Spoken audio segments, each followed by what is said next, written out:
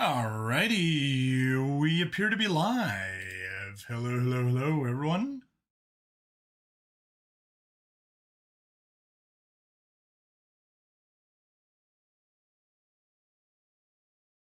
Alright, let's go ahead and put up a post. Hashtag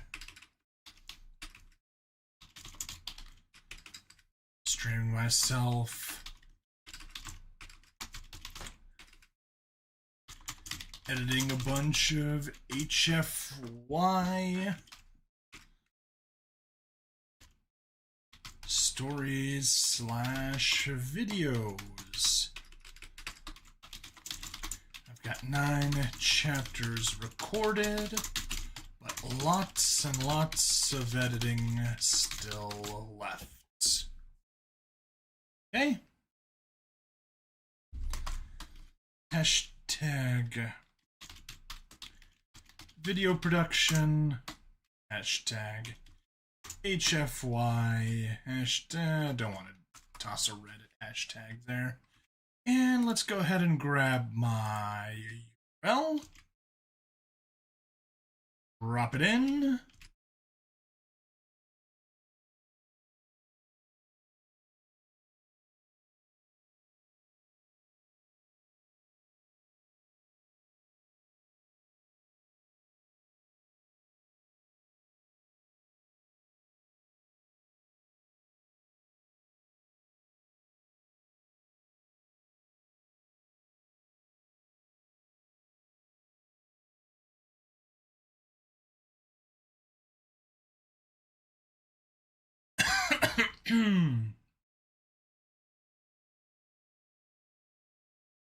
I get this thing pulled up.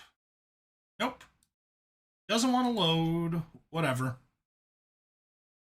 It's fine.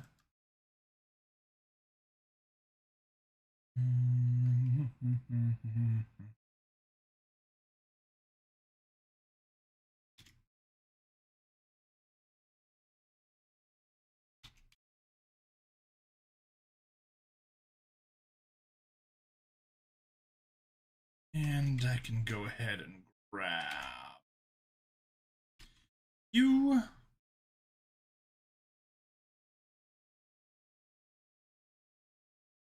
Add it there, and boom. We can get that stream notification off of our dashboard so that it's not bugging us.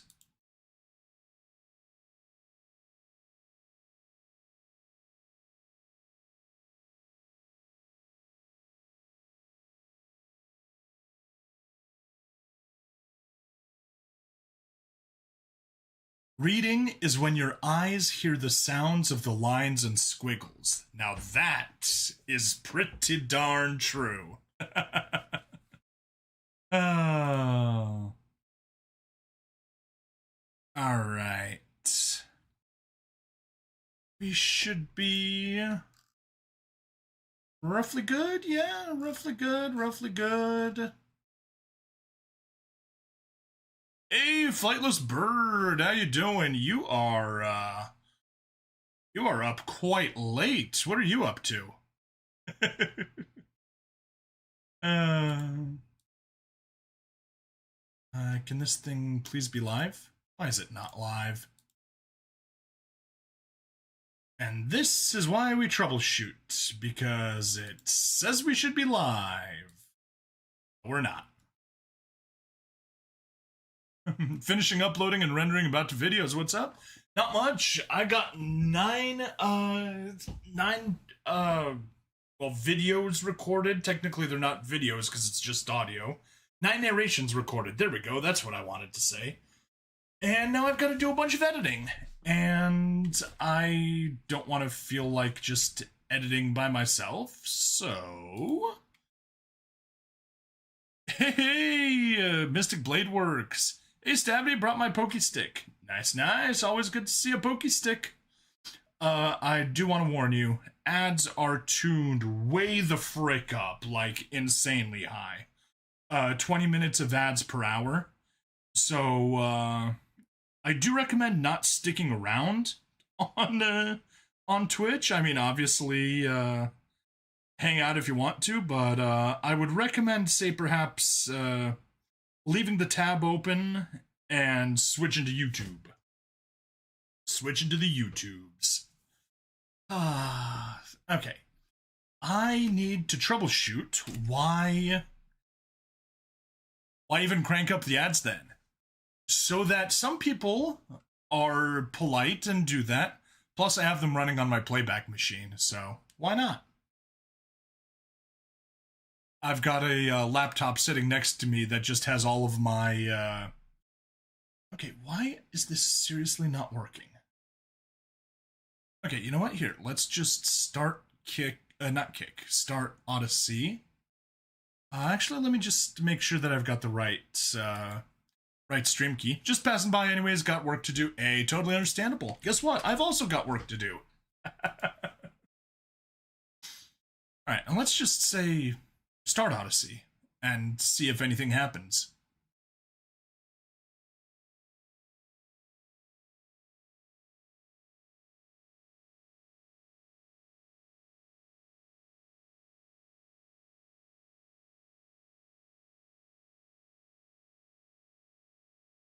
Setup.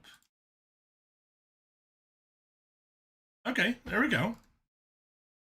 I just had to switch to manually streaming to Odyssey, but now it is showing that it's working. Cool. Let's let that percolate, make sure everything is good. And once we confirm it is, we can get started.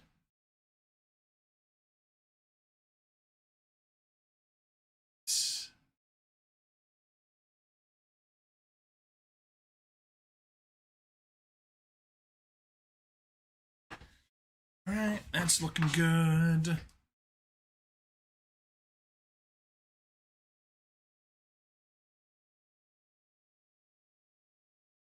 Come on, mouse. No need to lag.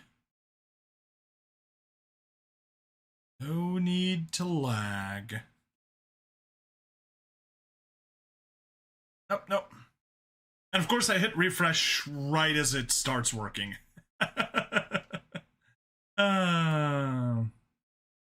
That is how things always go when a web page isn't acting nice. And yeah, I've still got the Hubble privacy screen up, although technically I'm on my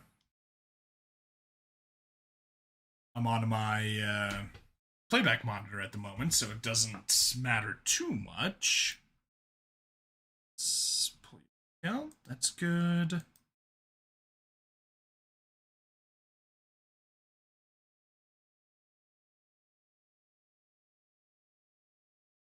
Give that a moment to refresh.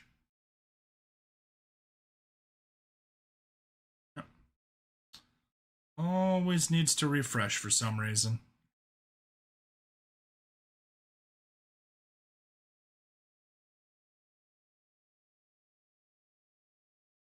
Go.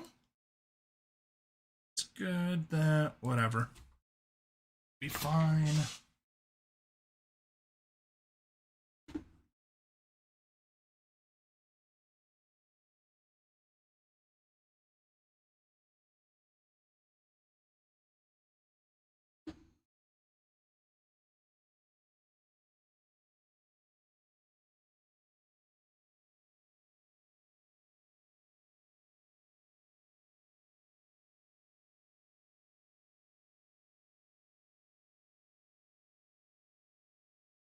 Alright.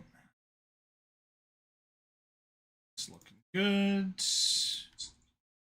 Mute that, and we are good to go, I guess. Yes, we are. Yes, we are. Alright, well, if you're still around, Mystic Blade Works, what you been up to? Or I assume you've already left, but just wanted to check. Boom. New mentions. We'll edit for pay.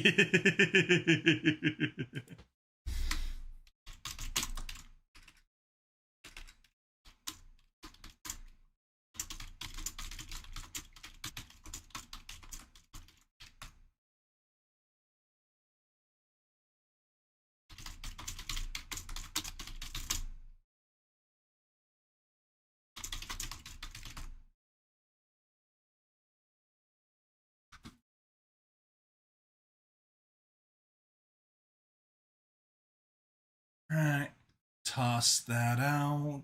I guess I need to move you to that side so we can actually see what's going on.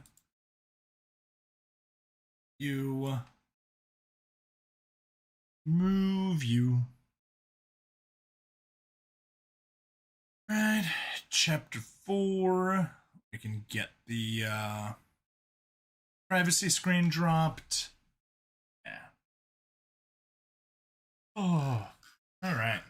So yeah, what I have recorded. I have recorded Memories of Creature 88, Chapter 4, Chapter 5, and Chapter 6, which actually puts me past anything that I've read. So, Chapter 7 and beyond, I know nothing. Except that people love the story. Also, Troublemakers, I combined Chapter 22 and 23 into a single thing because it was short. It was 1.5 pages basically, and I'm like, nah, that's too short. And then Troublemakers 25 and 24 and 25, combine those, and Troublemakers 26 and 27. And Free for All Fridays, a quick memo pertaining to human employment. Now, that's a fun one always. And then also How Humanity Humiliated the Galaxy. Fun, silly little story. And Waging War for Fun and Profit and War Unending. A fun selection of stories. Enjoyed all of them. But we got editing to do. So let's do editing. Alright, nope, not start with Troublemakers. Start with Creature 4.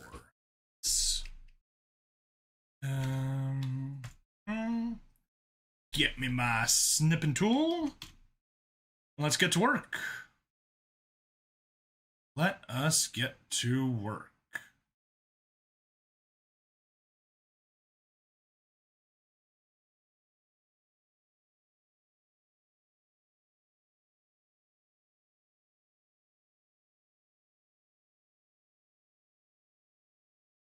Nope. Narration. Memories of Creature 88. Creature 4. 1.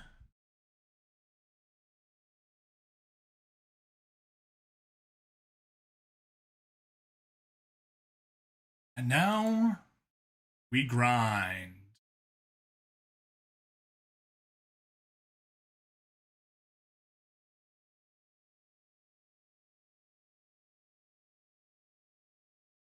Save 2. Want some? No, that's disgusting.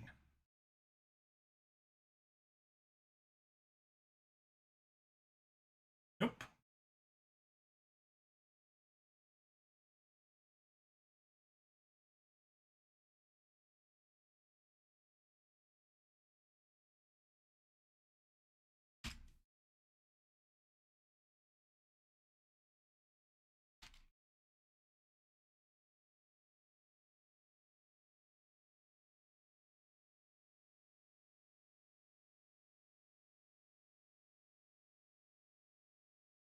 Gotta grab a short one here, I guess.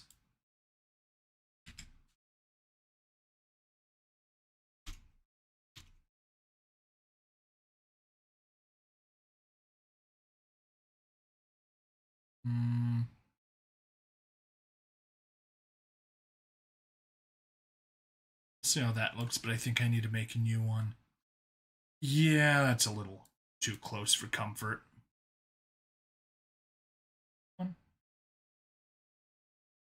There, that's better.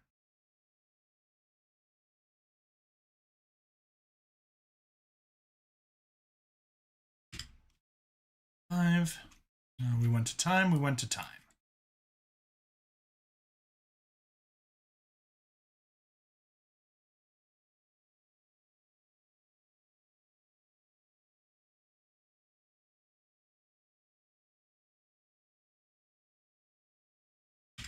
Six.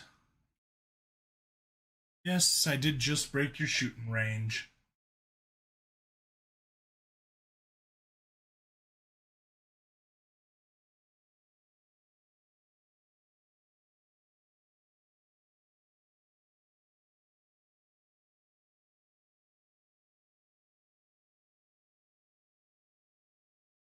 Okay.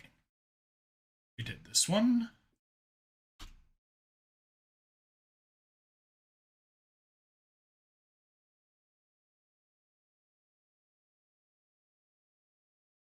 Nope, that's going to be too far, so we'll take the break right there. 7.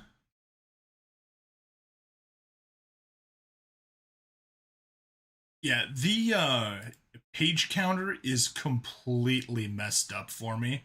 I know it always sometimes does weird things, but right now it is totally insane. I don't know what's got into it, but it's giving me nonsense numbers on pretty much every page that I'm on. So I've just been ignoring it.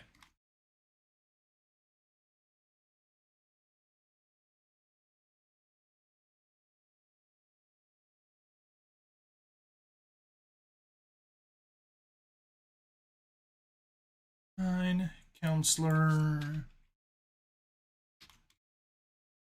F.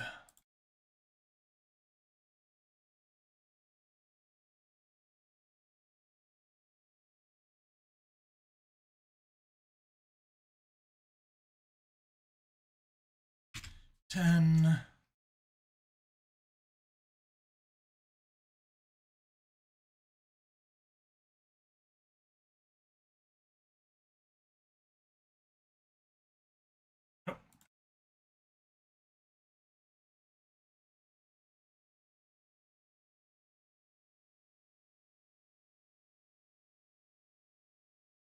Now, see, what I could do is I could copy all of this to GIMP, use the crop tool in there, have that be easier to work with, but it literally is not easier to work with GIMP. Uh,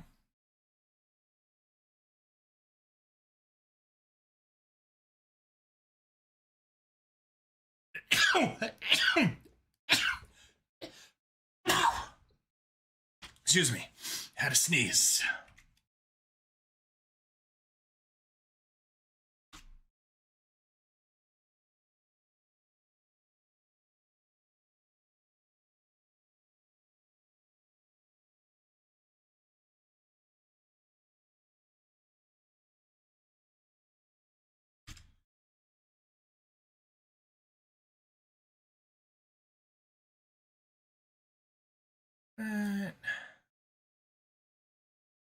Just a bunch of cut and paste.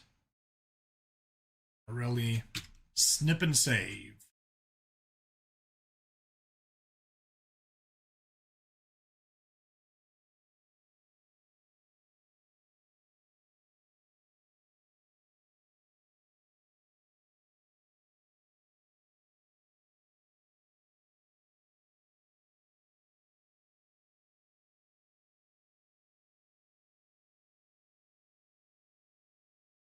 $14.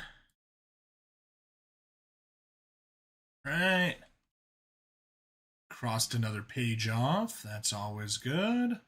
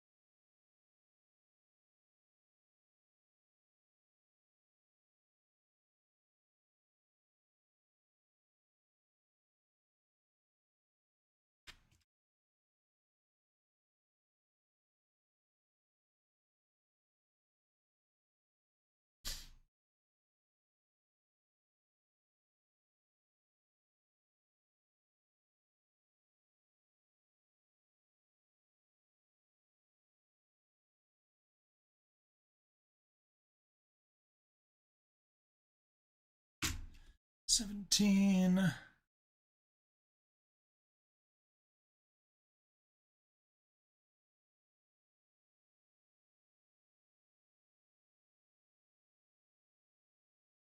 Nope, can't go any further. So just right there.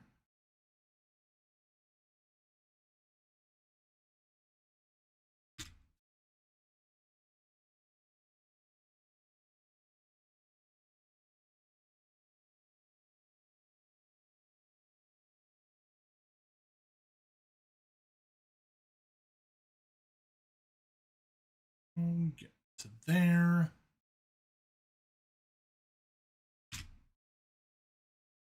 Loaded with the stuff. Yes. Final page.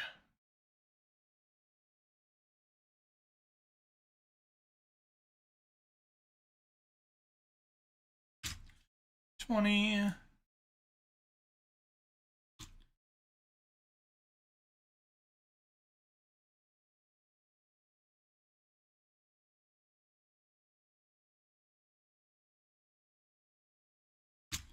One.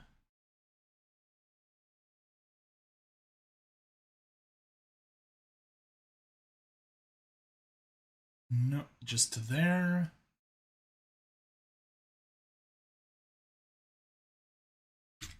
Two.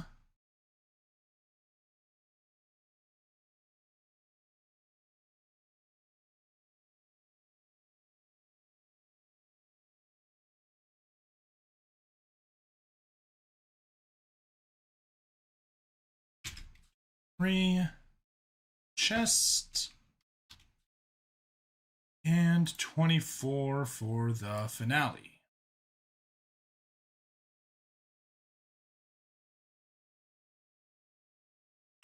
$24. Oh!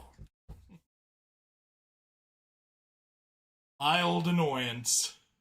Wait, where? Oh. Messed up that one.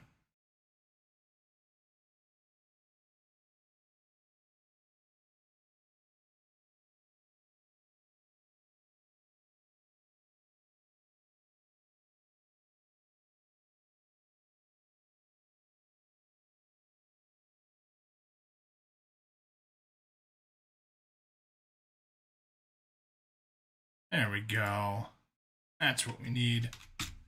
24, overwrite. Good.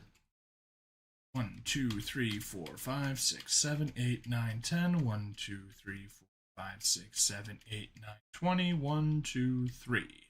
Perfect. Perfect, perfect, perfect. And let's get Creature 4.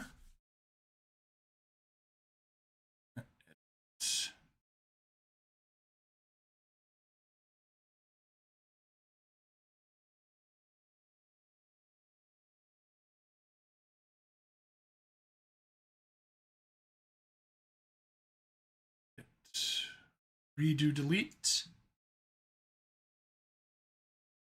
Yeah. Let's get earbuds plugged in.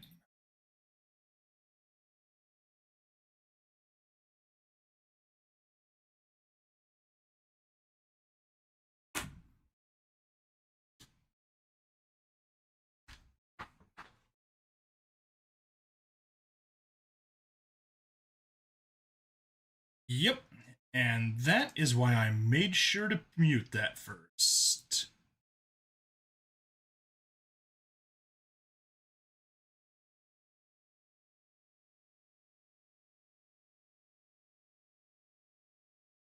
All right. That should be better.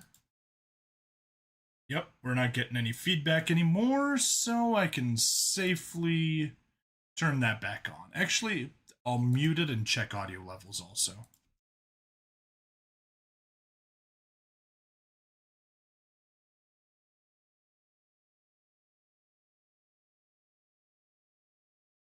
All right, that's good. So let's head back.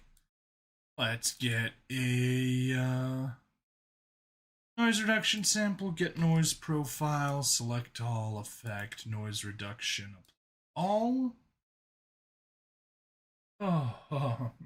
Book! Welcome. Welcome. How are you doing?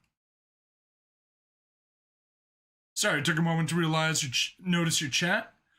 Unfortunately, I need to keep my chat window pretty much on the far side. Actually, I can, at the moment, I can keep it right here. Nothing's interfering with me keeping it a little bit closer. Hey, how are you doing? Welcome. Welcome to the HFY editing stream. Right, that was that hit. Close, save, export, narrations, memories of Creature 88, Creature 4, save. Yes, and while that's going, pull up Shotcut and get to work. Yeah, anyway, what's the egg supposed to be about?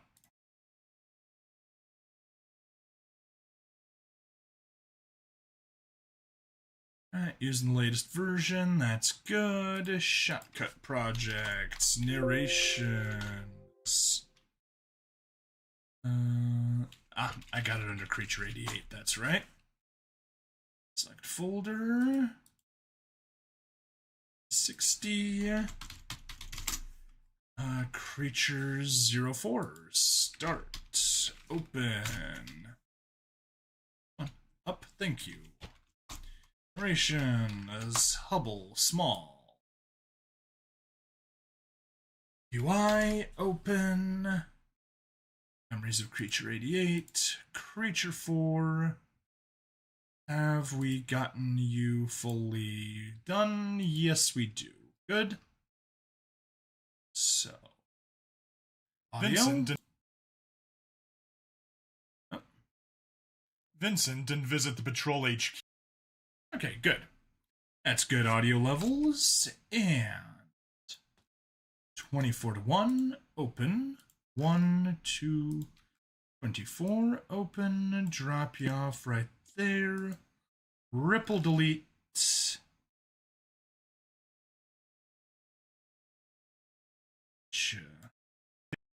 All the way out there, down, down. Oh, good. Oh.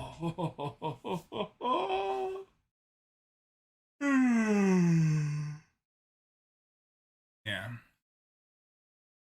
Yeah, this is where I stand. My release schedule so far. This is what a complete week looks like. So, 2 gaming videos per day. G-Gen Eternal Daily and plus my other videos. 3 HFY narrations per week. And a Fizzes Free Funds on Friday. Get some free money. And yeah, we got this week pretty much done, just missing a green, but greens are short to do. But yeah, next week, still not done. Need a little bit of work, need one more gaming release, and we need to actually edit our HFY videos, turn them from yellow to blue. And of course, we need to get gaming stuff done for these 2 weeks. Yay! Yay, yay, yay.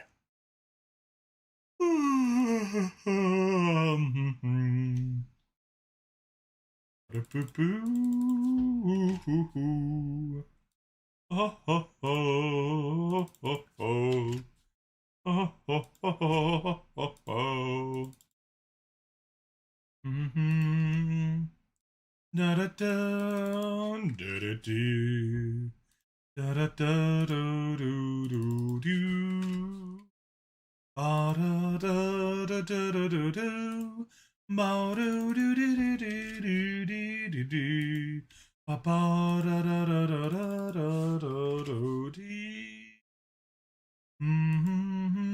da da ba ba ba.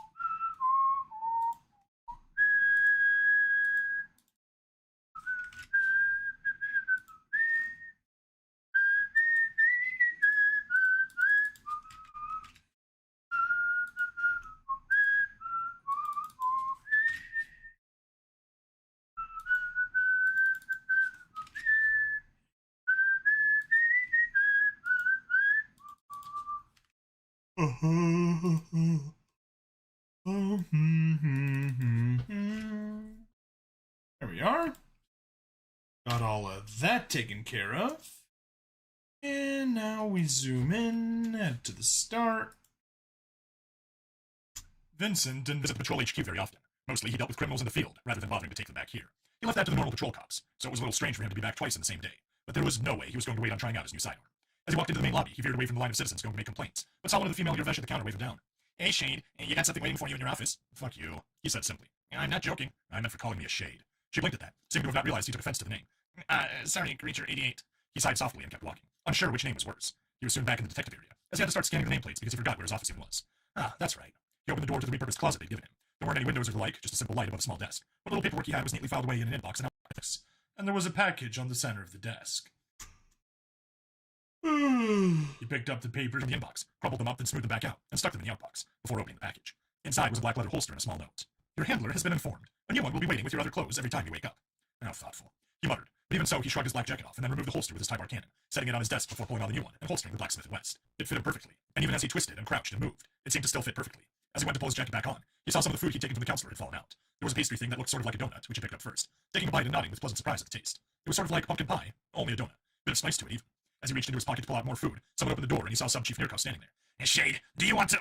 He trailed off as he saw Vincent eating food he was pulling from his pockets. What are you doing? The counselor had some food I took. Want some? You're eating food stuffed in your pockets. That's disgusting. No, I don't want any. Is that congealed briquette milk? The word you're looking for is cheese, and I guess so. Vincent chewed on a block of cheese that had little chunks of some sort of pistachio-like nut in it. Do you know how expensive that is? No, but it's delicious. He hadn't realized how hungry he was until he started to eat. He began to push past Nirko. Sorry, LT, I have a new sidearm to test. Why do you call me that? I'm Sub-Chief Nirko. Shade, I'm talking to you. Yeah, well, I'm walking to the shooting range, he said as Nirvesh growled and stopped after him. Shade, I don't know who you suddenly know, but I want heads up before you have your official sidearm changed and have hundreds of kilos of ammunition for it delivered to the armory. I didn't know it myself. It's a gift from my counselor. How the can a counselor have that kind of pull? Just gotta find a good one, I guess. They're walking into the shooting range now, as Vincent pulled a set of ear protection from the wall and handed them to Nirko. You'll want these. Now, what have you got? Nirvesh took the protection, looking at him warily, before pulling the earmuffs on. There were a few other detectives in the range with Talon rifles or Tybar cannons. Vincent never understood why they used ear protection for the energy weapons. They were perfectly effective against targets, but they didn't make nearly the same sort of noise. As he stepped up to a booth in the center, he activated the range and watched the target dummy swing into place. In one smooth motion, he reached up, drew his weapon, pulled the hammer with his thumb, and pulled the trigger. The deafening boom brought a smile to his face as the Yervesh in the shooting range jumped and stopped firing. The training dummy was missing a chunk from its head as he pulled back on the hammer and fired again. And again. Then with the last three, he just pulled the trigger to check the double action, finding it surprisingly smooth. In the end, the training dummy was missing several large chunks, and he turned to see the other Yervesh crowded behind him, to see what he was using. Snapping open the cylinder, he pressed the release and let the casings fall to the ground, pinging and clinging off the floor. Now this is a fucking cannon, he said. There was ringing in his ears from firing the gun 6 times in an enclosed space like this, but he just needed to hear the real thing after going so long without it. The other detectives and even Nirko were silent as he looked at them. Is there more ammo? Nirko nodded and pointed to a few small white boxes that had been set on a table at the back of the range. Vincent pushed through the Yervesh and opened a box as the rounds tumbled out. Apparently, they didn't understand or care about nice packaging. He shrugged and loaded 6 more into the gun. It only holds 6 shots at a time. The ammo is so large, and you have to hand load it? That seems horribly inefficient. How can you effectively reload in combat, nor carry enough ammo? He pointed to the target, and they all looked down at it once more, seeing another piece fall off as the strand connecting it to the rest of the dummy finally broke. If it makes that much noise and does damage like that, do you think I need more? This isn't a rifle, this is a sidearm. Sometimes it's not about killing, sometimes it's just about scaring the shit out of people. He unloaded the last round, and then spun the cylinder, letting them hear the whir before he slammed it shut with a heavy click. This does it. This time, he did walk over to grab a set of ear protection for himself, taking the time to adjust the strap so it fit comfortably, before pushed through the crowd of Yervesh once more. This time, he tapped on the controls to get an array of targets that started moving around the range. He waited, gripping it in both hands as he took a side stance, and when 2 dummies overlapped, he would fire. He was aiming for center of mass this time, but as the bullet punched a hole in the first, it would still slam into the target behind it. On the 6th round, he aimed a little too far down, and the bullet went through the first dummy, only to slam into the metal track supporting the one behind it. There was a twang of metal ricocheting off metal as the track stopped. Marked. Did you just break my shooting range? Vincent smirked. Sorry, LT. He turned around and saw that not only did he have the little crowd in the range itself, but the entire floor of detectives had apparently lined up outside to watch through the window at the back of the range. Get out of here, Shade. I don't want you damaging my shooting range anymore today. I need to get maintenance in here to better soundproof and fortify this room if you plan on blowing holes in training dummies more often. Sure thing, LT. Nirko wasn't even correcting him anymore, which meant he was slowly wearing it down. For the first time he could remember, Vincent was pretty happy. He pulled out another handful of food from his jacket pocket to make room for a box of ammo, picking through the food as he saw the Yervesh look on with disgust clear on their faces. But that didn't stop him from enjoying the apparently expensive treats while walking towards the exit. He handed over his ear protection and smiled.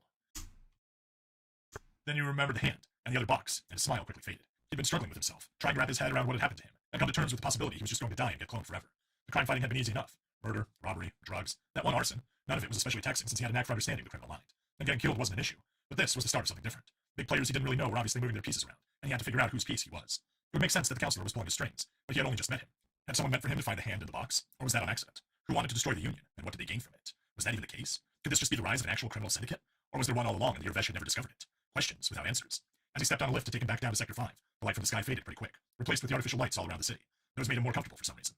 Being up on the surface had startled him. After all, he'd been in the dark of the city for a year. It was as if he was a cockroach surprised by someone flipping the kitchen light. He checked his watch and thought back on he'd uploaded his memories earlier in the day. If they kept to the regular schedule, they should be starting maintenance soon. Once he was in his sector, he walked with his usual quick, purposeful strides, watching the Xenos park before him. Once he was at his hab, he took the stairs, climbed them quickly as he thought on the black box he had hidden, hoping that it could answer a few of his questions. When he opened the door to his apartment, he paused. There was a smell in the air, something he didn't recognize. Pulling his revolver free, he slowly stepped into his apartment, leaning around the corner to check the main room. Empty. Turning, he crept next to the door into his bedroom, licking his lips before jumping inside, and got it ready. Empty. He frowned and approached his closet, opening it up as he noticed some of his shirts were hung improperly. Quickly, he walked into the main room as he tapped on the screen to call Cav.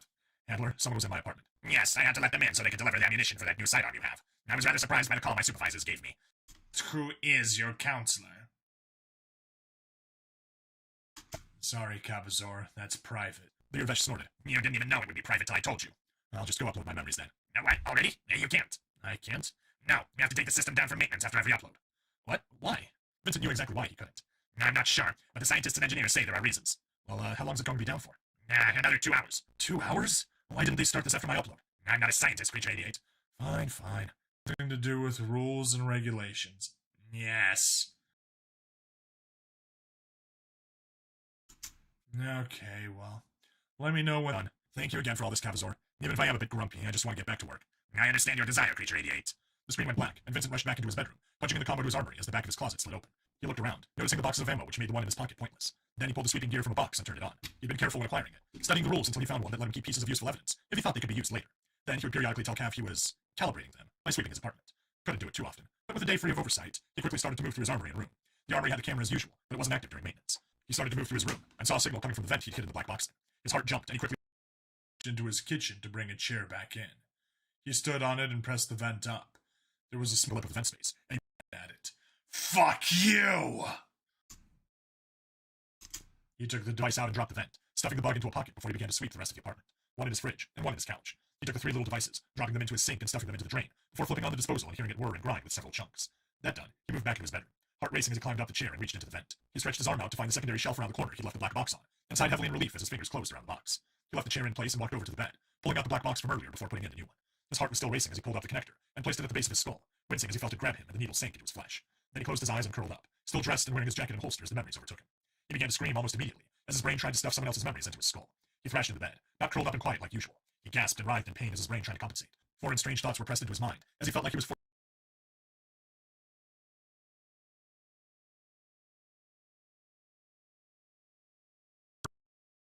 earlier before putting in the new one. His heart was still racing as he pulled up the connector and placed it at the base of his skull, wincing as he felt it grab into his flesh. Then he closed his eyes and curled up, still dressed and wearing his jacket and holster as the memories overtook him. He began to scream almost immediately, as his brain tried to stuff someone else's memories into his skull. He thrashed into the bed, not curled up and quiet like usual. He gasped and writhed in pain as his brain tried to compensate. Foreign strange thoughts were pressed into his mind, as he felt like he was forced through a tiny pipe, before suddenly seeing through the eyes of whoever he had in his head. He was halfway. Some cut him all over. He felt blood seeping out of multiple wounds on his chest, some dripping off of his breasts. His breasts? He screamed out in reality, as his brain tried to fit 2 distinct and different bodies over one another in his mind. It seemed this memory was from a woman. She? There was pain, difficulty breathing. Something was broken. Many things, in fact. He knew her death was close. He'd felt it before. She hadn't. There was fear. So much fear. She didn't want to die, but she was realizing it was near. He slowly became aware of her surroundings. They were in some sort of wrecked building. Burning debris was scattered around. Someone was approaching quickly. Another human. He looked a little scraped and bruised, but otherwise okay. Dark skin, short black hair, athletic, more muscular than Vincent. He loved him. Wait, she loved him. He could feel her emotions pouring out for this person. It was confusing and a little worrisome to him. It was so powerful and strong. It was almost a palpable heat in his chest, her chest, that went out to him. It was raw, unfiltered love as far as he could tell. It made him feel a little sick. Come on, we'll get you here. He was trying to pick her up. Vincent and the woman screamed in unison, both in reality and memory as her body was partially lifted, before he quickly set her back down. Vincent could feel the pain and fear. He sensed death's approach while her love never dimmed. Leave me. If you don't, they'll take you back. We aren't like the one they lost. We can't survive it. The man was crying, openly sobbing. Her heart went out as Vincent tried to pull back. He didn't like these sensations. He looked to fear instead, which he was more comfortable with. It was almost novel to sense. Had he ever been afraid of death like her? Even before the experiments, he didn't think he felt like this. But was her fear of dying, or leaving the man sobbing above her? I can't! The man cried out, clutching at her body as he sobbed. You must! What crap. The man looked healthy and strong. Why would he waste time over her when he needed to run? He wasn't sure what pursued them, but he knew it was close and it was very dangerous. Find happiness, Brian. Find safety. Go home. Home. Vincent was suddenly filled with a sense of earth, trees, the sky, rain, fields. He began to cry in reality over the planet, while in the memory she had no energy left for more tears. I'll avenge you. I don't care about revenge, Brian. Save yourself. Find the survivor. Find Vincent. Maybe he can fix my black box. Take it with you. Vincent sucked in a deep breath, his eyes opening as he stared at the ceiling of his apartment and up at Brian at the same time. He felt her die, but the memory didn't end. Why not? She was dead. He shouldn't be able to sense anything. His always ended at death. But her body was still able to receive signals. It was simply that her brain couldn't interpret them. His could right now. The man continued to sob, clutching the dead body. Vincent wished he could tell the man to get out of here. He heard the man pull something free, likely a knife. He needed something from this, some sort of sign. Where the fuck are you, Brian? What happened? In the background, he heard a whine, followed by a stamp. Whine, stamp, whine, stamp. He'd heard that before. Where? He felt the knife to the back of her head. Where are you, Brian? Where you are? When was this? Give me something! Whine, stamp. The blade pushed deeper into her flesh as it jarred the black box. He was losing the sense. He heard a low groan, a massive foghorn. They didn't have those in the city. That was it. The waste management plants near the lowest levels of the city, near actual ground. They made that noise as they released pressure in one of the gas valves. Then the knife pried the black box loose, and Vincent finally lost the connection. Vincent took a deep breath and pulled the cable off his head, quietly rolling off the bed and pulling the black box out of the case of the bed. He walked back over to the chair, standing on it as he placed it back on that little shelf, before dropping the vent into place. Then he picked up the chair and walked it back to the kitchen. That done, he walked into his bathroom, quietly taking his clothes off, hanging up his jacket and holster, but not bothering to really fold up his other clothes. Stepping into the shower, he turned on the water, gasping softly as the cold water crashed down upon him, as it started to slowly heat up. Finally, he slowly and awkwardly sat on the floor of the shower. His mind was so overloaded he wasn't where to begin with his emotions. The memory had been so strange, her emotions so raw and vivid, despite how foreign and alien they were at the same time. How the hell could she feel that way about that man? For a brief moment, the face of his god resurfaced in his mind. He still got confused by his old memories, but he knew that man had been everything to him. Not on any romantic level, but on an ideological one. Everything he was now had been dependent on him. So, who was he? Why had Vincent worshipped and served his every whim? And then why did Vincent stab him in the throat? He felt miserable, worse than he had in months. Dying constantly sucked. Dying over and over in the memories was awful as well, but he'd started to adjust to it.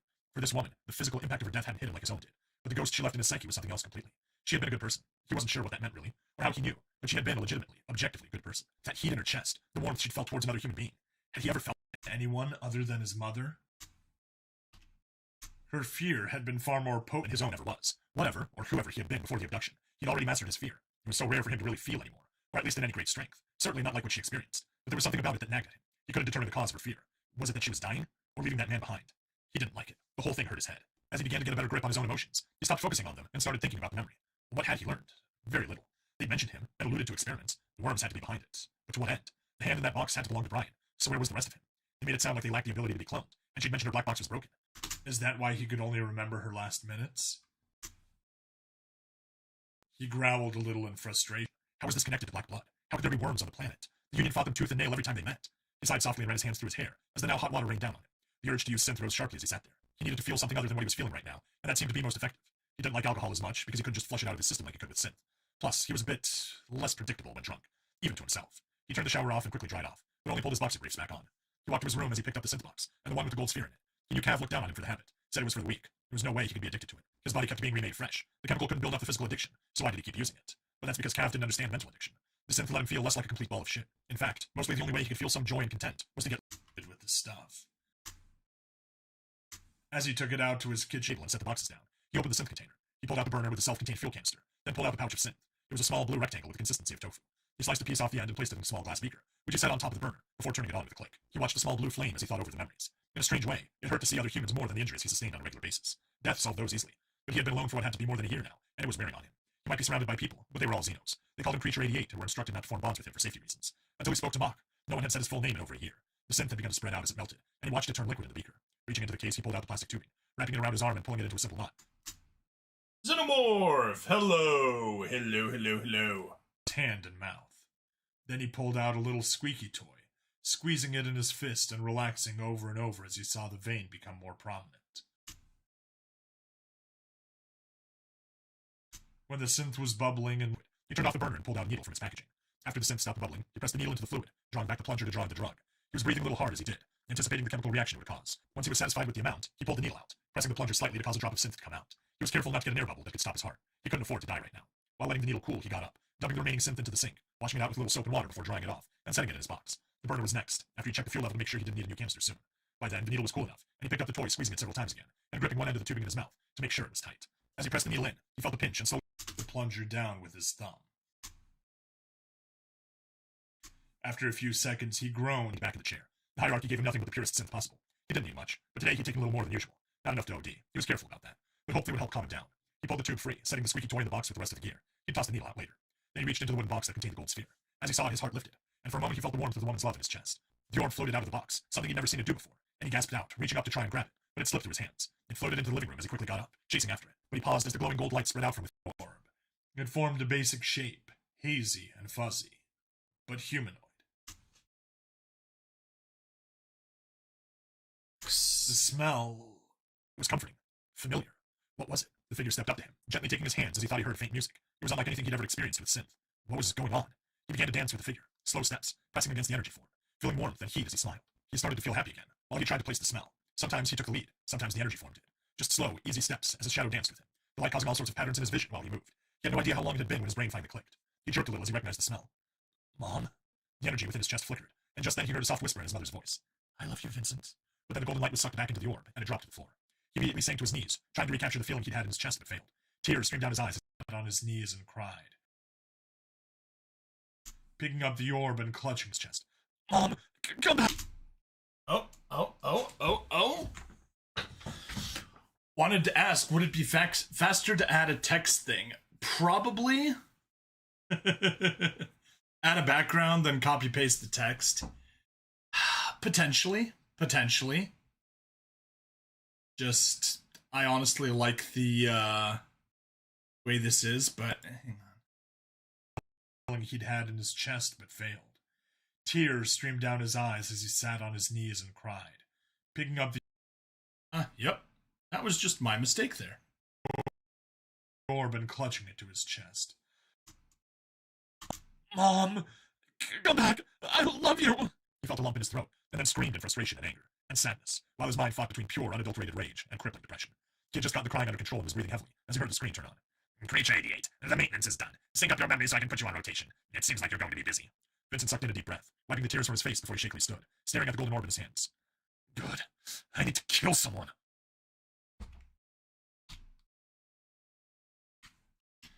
And there. Perfect. First one done. Stream is narration. Memories of Creature 88. Creature 4. Creature 4.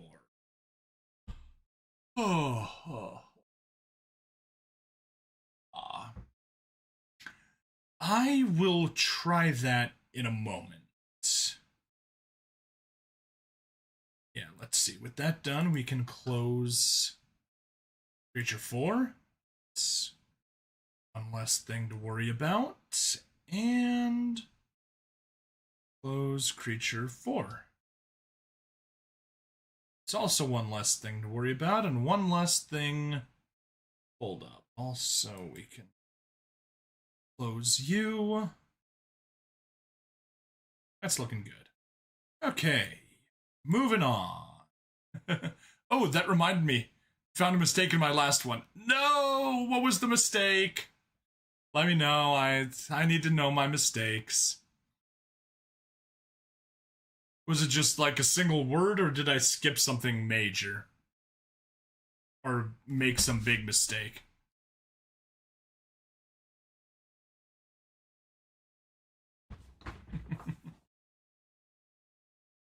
Alright, let's get you pulled back. Alt WF. And get back to work. Hey, Bobby Coding, welcome. I am editing some HFY videos.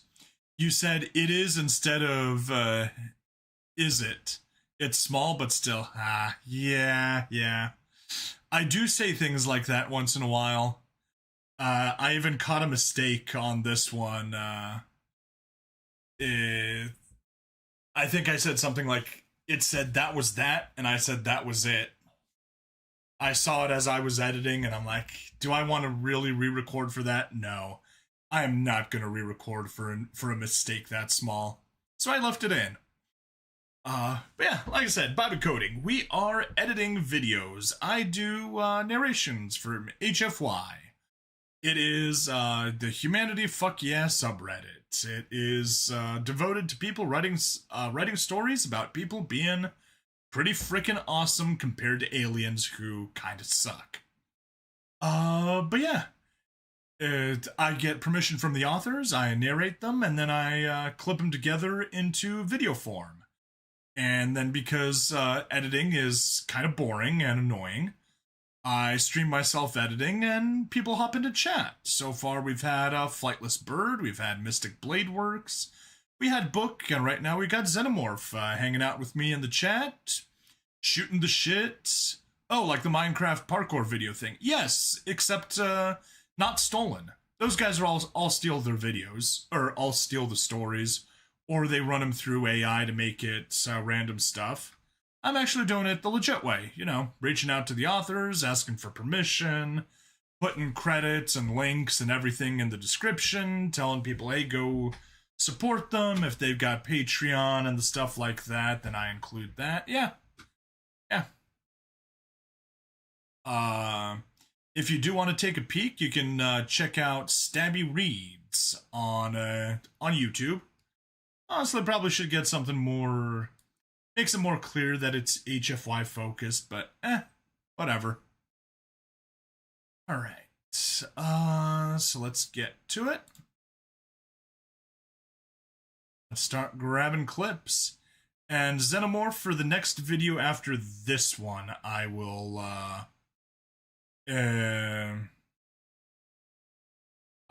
try your method and we'll see what it looks like.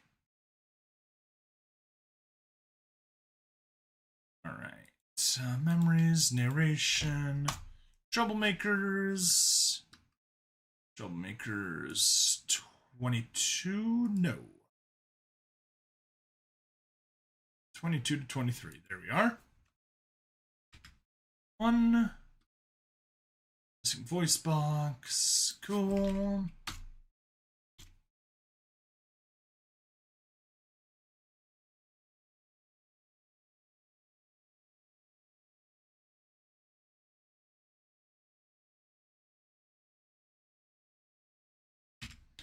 Two.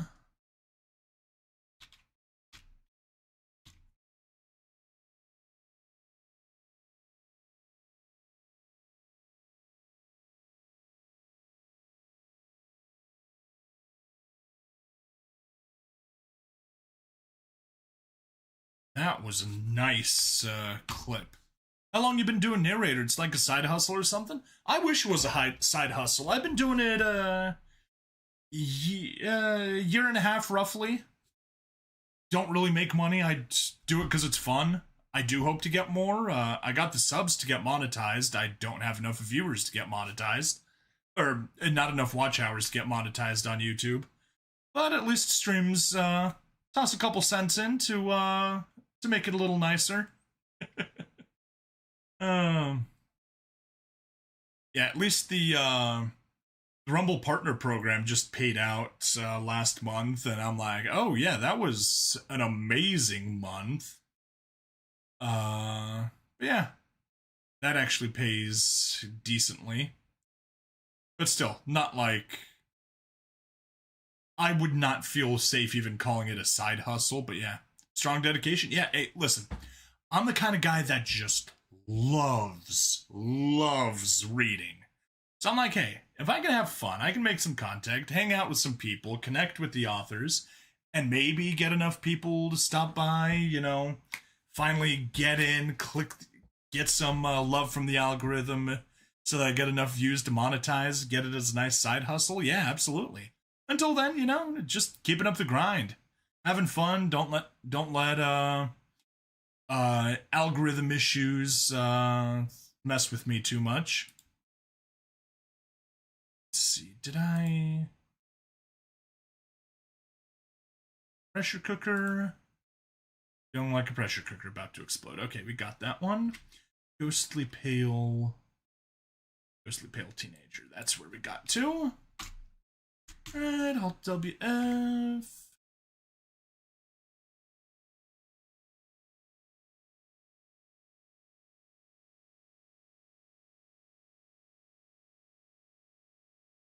I guess we can go to there. Or smiled softly.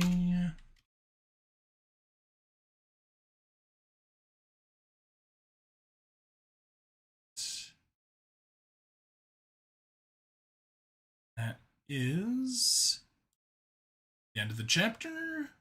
Good. Save 5. Well, if you keep performing like this, I shall reward you. Thank you, Xenomorph. Thank you, thank you. Right, and we got to there. That's the next chapter. Yeah, and actually, I just realized, Xenomorph, your idea of using text directly in the video editor, it isn't going to copy. I clicked the right click button. No.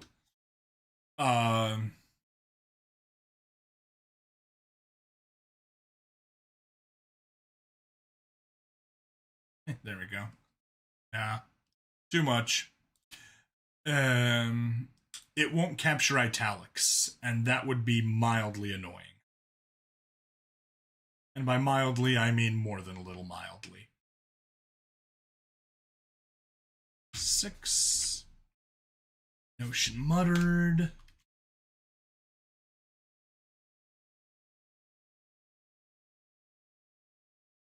Yeah, and I don't do any of that story incomplete. This is my dislike button that they do on all those on all the parkour shorts. Minecraft parkour, HFY stuff. 7. And go. End is in sight. 2. There. 8.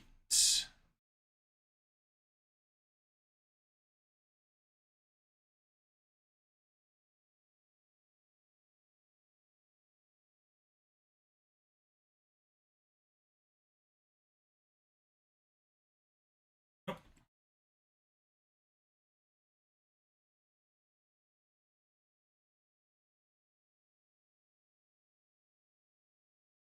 Yarn, get to there. 9. Ah. Kill the spammer, kill the spammer, kill the spammer, do. Yeah, see, unfortunately, I don't know what kind of music won't get me caught by the algorithm. What? Nuh-uh, there's no way that an editing program can't handle italics, really? Oh, I'm not saying can't handle, I'm just saying copy and paste might not work. But we'll see. We'll see. We'll test it out. We'll see how it goes. Yeah.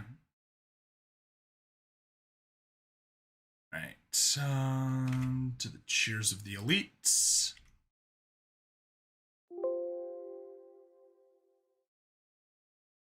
Yep. That was done.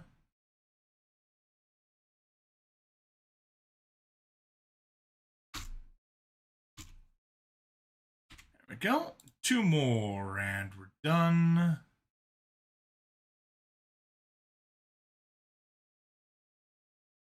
Nope. Too much black space.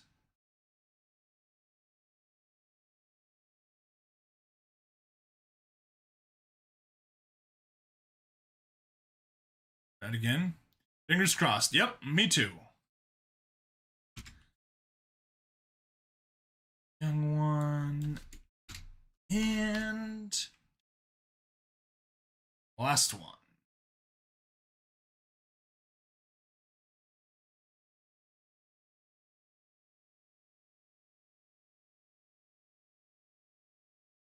And that is number 11. Perfect. 1, 2, 3, 4, 5, 6, 7, 8, 9, 10.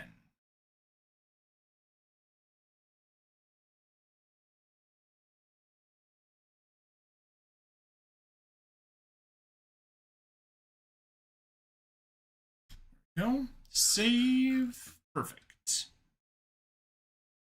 And let's get new narration troublemakers.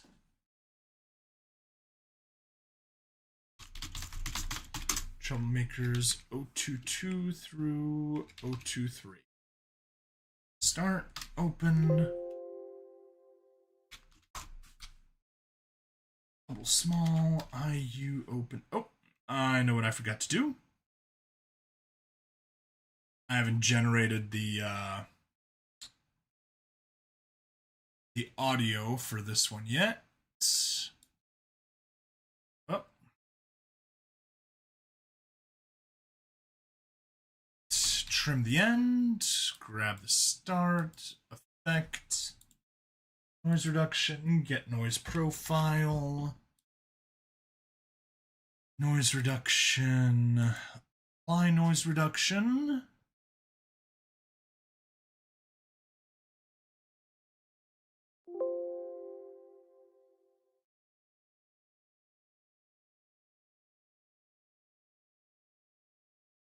Go, noise reduction done. Delete, save, export.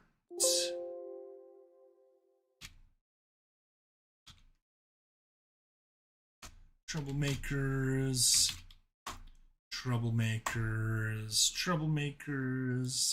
and export that.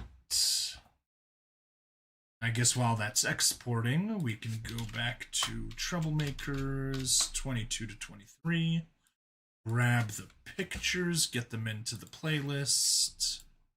No.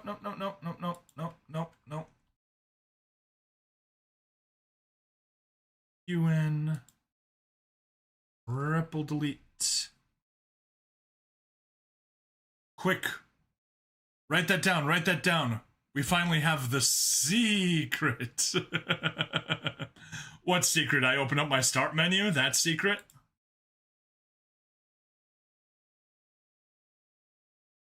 Oops, not 960. Just 960.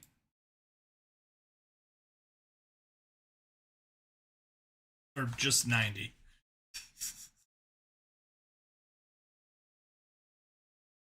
Ninety, 90, 90, 90, 90, 90, 90,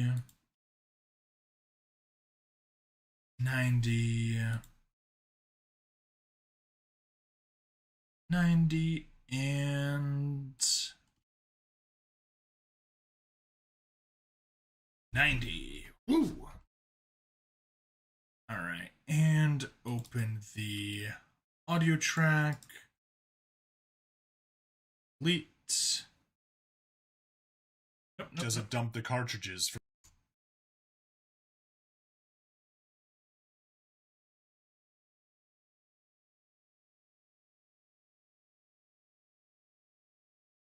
Remove that extra track. We do not want it. Your editing routine. Now we can perfectly copy you.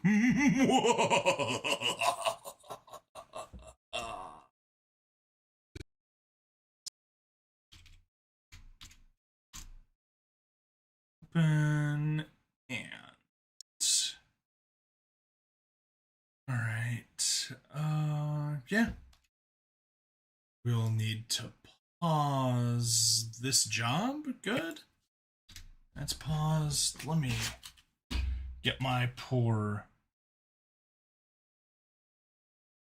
computer fans turned up a little higher on the AIO. There. Now the CPU can cool off a little better. Help avoid the risk of overheating. And let's get back in here and get to work. Cassius sat near Drake's bedside, looking down on the young man who had started the fight. They continued. Black miasmic smoke constantly rose from his body. A dark, black mask of sludge covering his face. There was a lump in Cassius's throat as he looked at the substance. That thing Drake had turned into had been anything but human. Cassius shuddered, reliving the final moments of the ambush. Shell casings fell to the ground with a melodic tinkling noise. Cassius looked up at the thing that had taken over Drake's body, its soulless eyes gazing back into his own, as though it had just noticed him. Cassius watched as it dumped the cartridges from the advisor's revolver, before loading it with a void black facsimiles. The shark-toothed grin only grew wider, as the revolver was absorbed by the thing's black gauntlet. Cassius shuddered as the warm, fleshy material of the gauntlet gently caressed his cheek, unable to look away. The thing answered a question that Cassius couldn't ask with his missing voice box. There. What am I? Oh, young Cassius. I am not a what, but a who. It chuckled, and Cassius heard screams within the dark sound. I am Roma Carnifex, the Butcher of Rome. Why I'm here? Well, that's obvious. An image of Golgotha in flames flashed across Cassius's vision. I'm here for the carnage, the smell of fresh blood, the taste of warm flesh, the chorus of screams. I'm here to make the streets run red. Carnifex gazed into Cassius's eyes. And you're all going to help me. Carnifex giggled, and he was gone. Drake's limp form crumpled to the ground, black smoke pouring from his body. Cassius shook his head, wishing he could scream to vent his frustrations, but he couldn't. He'd never scream again. Cassius touched the scars on his throat where his voice box had surgically been removed by his first owner. A tide of grief slammed into the cliff of fear and uncertainty in his head. Pressure building. Feeling like a Pressure cooker about to explode, Cassius stood and started to jog out of the medical bay. His head span. He felt sick to his stomach. Breaking into a run, Cassius bolted past a couple of ex-slaves hauling material up from the lower levels. He needed somewhere quiet. The halls of the bunker turned to a blur, Cassius's mind swimming with emotions he couldn't handle. After a while, he found himself huddled against the metal wall, red emergency lighting illuminating the room he was in. Looking around, Cassius felt a little dread begin to rise in his chest. He sat at one end of a massive, unfinished ballroom, the ground thick with dust. Brushing off his ragged canvas clothing, he got to his feet and wandered out into the middle of the dance floor. His heart began to pound. The silence around him only served to make it thump in his ears. Are you going to dance? A youthful, but at the same time ancient-sounding voice asked curiously.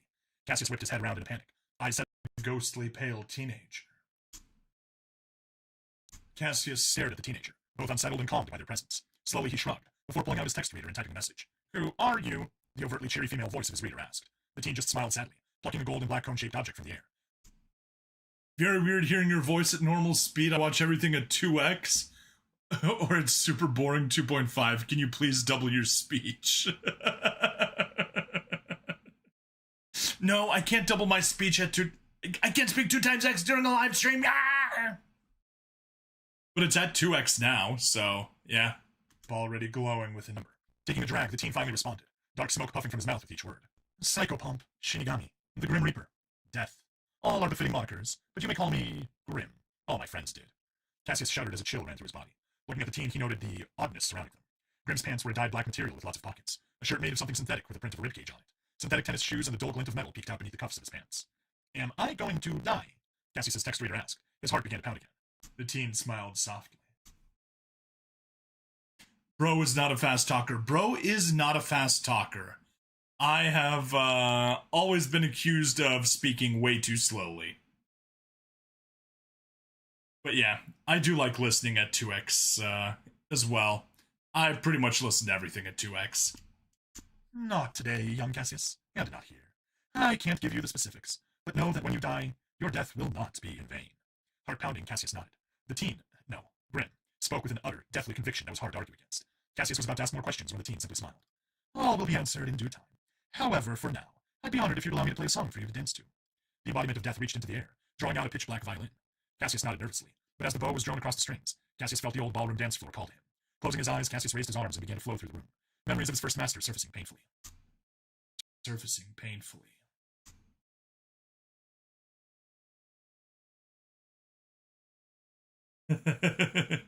Neither are you, so no problem from you. Okay. Cassius's arms elegantly waved through the air, as a leg was brought stiffly up before being placed down, and dragged back into a graceful hop step. The whip cracked. Cassius screamed and faltered mid-step, falling to the hardwood dance floor. Tacky blood dripped down the back of his silk bodysuit, as he stared up at the scowling old Gechnosian who owned him. He raised his arms in defense as the whip was brought back again. Please, I'll get it right, I promise! Please don't hit me, please! The whip cracked down again. The coarse, tough, and thin rubber end of the whip split his palms open, making him scream. Stand up, 078, and stop this incessant whining! The master barked, whip cracking down again just as Cassius's hands fell away, the narrow end of the whip cutting a notch in his throat that began to spurt blood. Great, just great, the Gechnosian muttered. Cassius straight, standing on the tips of his toes as tears began to leak from his eyes, lifting one leg while his arms flowed through the air. He touched the tips of his toes to his knee before kicking out into an arch-legged leap, the sound of Grim's violin a hope-filled raft in a storm of despair. Paralyzed on the operating table, Cassius wished he could scream as the Medabot slowly cut around his voice box with a laser. The gash in his neck had been repaired hours ago, but he could hear his master talking to the surgeon operating on him. No, I don't want its vocal cords clipped. I want them removed. Huh. I don't want it to talk back anymore, not just talk back in a ruined voice. Cassius felt like he was choking as the Medabot grabbed and slowly pulled a lump of meat, bone, and cartilage from his throat. He could hear the wind whistling through the hole in his throat as the ventilator wedged between his teeth forced air into and out of his lungs. The Medabot slowly began to close up the hole in Cassius's throat. All I could do was hope for the end. You always do lives today, or is it more random? It is always random. It is pretty much just when I have, when real life grants me the time, and when I've got the stuff to do. Just when I've got stuff recorded, when I've got stuff to edit, when I'm focused, whether I'm, how I am with the gaming side, yeah. Just to show you, this is my release, my basically forward-looking release schedule. Here we are on Tuesday. I got this week almost complete. Next week, missing HFY stuff, and then from the 22nd on, it's less than it could be. For reference, this is what a perfectly complete release 4 weeks would look like. But yeah. 2 gaming videos a day, Monday through Saturday, just 1 on Sunday, although occasionally something special on a Sunday, just whenever I need to fit something in. HFY videos, Monday, Wednesday, Friday, and Fizz's Free Funds on Friday. But those are super fast to record and edit and toss up, so that's not a big deal. But yeah, what my calendar should look like, what my calendar currently looks like. Although I guess this should be halfway between yellow and blue because it's edited, but I put it to blue once it's uploaded, so still need to do the upload to officially get that changed to blue, or I guess peacock technically. Yeah, that's that. So basically after this live, it'll be a while before I get back to doing make a copycat channel of Star reads and call it something like Stabby can't read.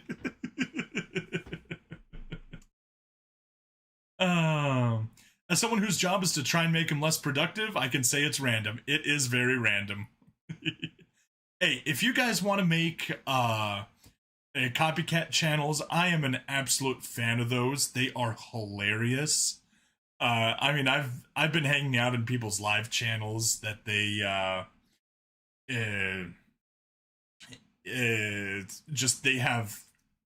make copycat channels that just make fun of the guys on the live stream. It is wonderful. I've engaged in it myself. There is this guy that I listen to, Inspiring Philosophy. I created a copycat channel called Unspiring Philosophy, which also has the nice thing of being UP.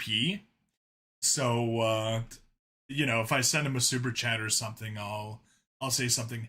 Ah, yes, you see, but have you considered the fact that you pee? Could probably do, considering you constantly misread stuff. But you don't got the voice. It's alright. That's why those of us that can get to do it. Alright, back to editing. For the love of bees, I need to get checked. Dyslexia. Bees? Did you say bees? Coming.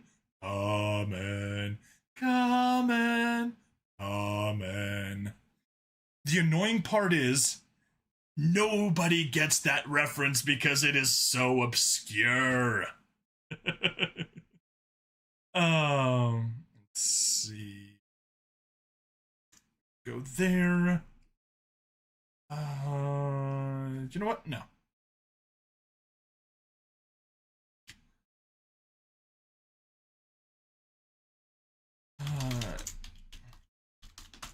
Common. Yeah, so, Kamen is the like main bad guy from Galaxy Cyclone Brygar.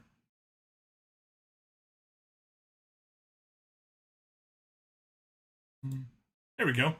There's a picture of him. Kamen. Yeah. And anyway, in one episode, he summoned a bunch of bees, or had a bunch of bee robots, I guess, technically. Yeah.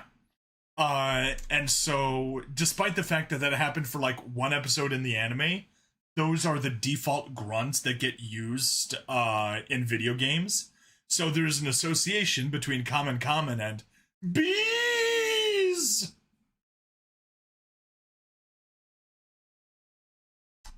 Kamen bees. Yeah, Great Brygar rewatch. It's been a while. Yeah, no. Nope. I don't even remember what the bee robots are called. But yeah. Is that the Khan? The bee man? Yeah, he's the Khan of bees. Oh. Impossible. I was supposed to have been chosen to be a god. Okay. I saw the Khan on the last search. The Khan on the last search? Shurab Khan? Kamendokla? I do not know which Khan you refer to.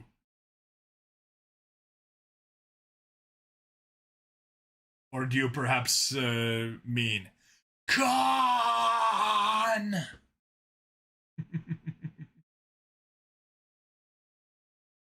No, literally meant the search before you typed that into the search bar. Ah, okay.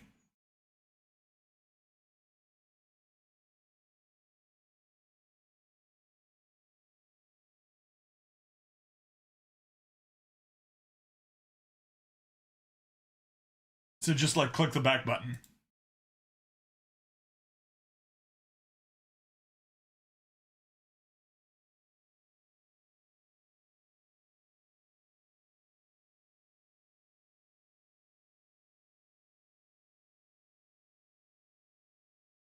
Kamen Rider? Dude in a mask? Went too far back. Okay. Imran Khan? Oh, Genghis Khan. Genghis Khan.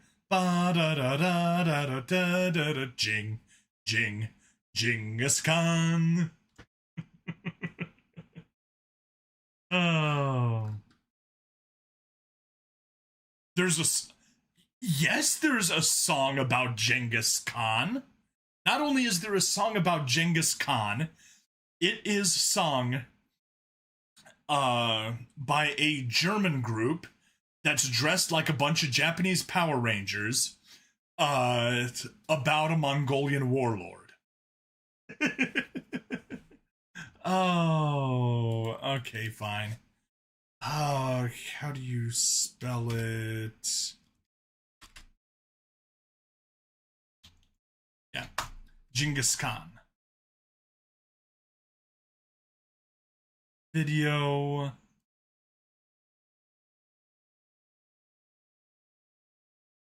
No, that is Moscow. Do not want Moscow.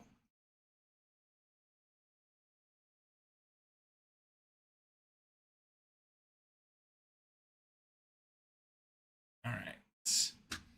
That sounds right. Let me, you need to mute.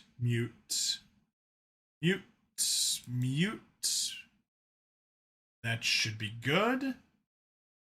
And now I can temporarily unmute you and then watch my video get striked. Right? And let's just waste a little bit of time in not listening to the song so that it gets reset. All right, and we waste a little bit more time. Keep saying random things. Yeah, and this is 70s at all as all frick. Cat vibe goes here. Oh yeah, definitely cat vibe. Cat vibing. All right. All right. Give it a little bit more time to make sure that the detection algorithm gets a reset once again. Don't let it hear what's happening. This is the peak song experience. Yeah, absolutely. 50% song coverage. 50% song duty cycle. There we go. Yeah, there we go. And then this is Moscow. And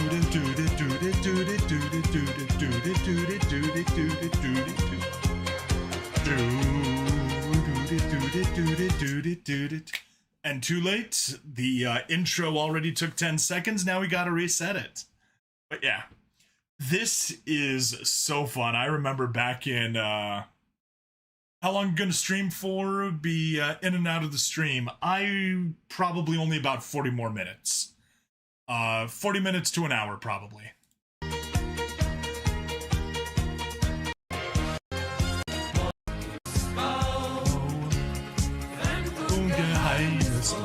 Yeah, I don't know German, so I can't sing along.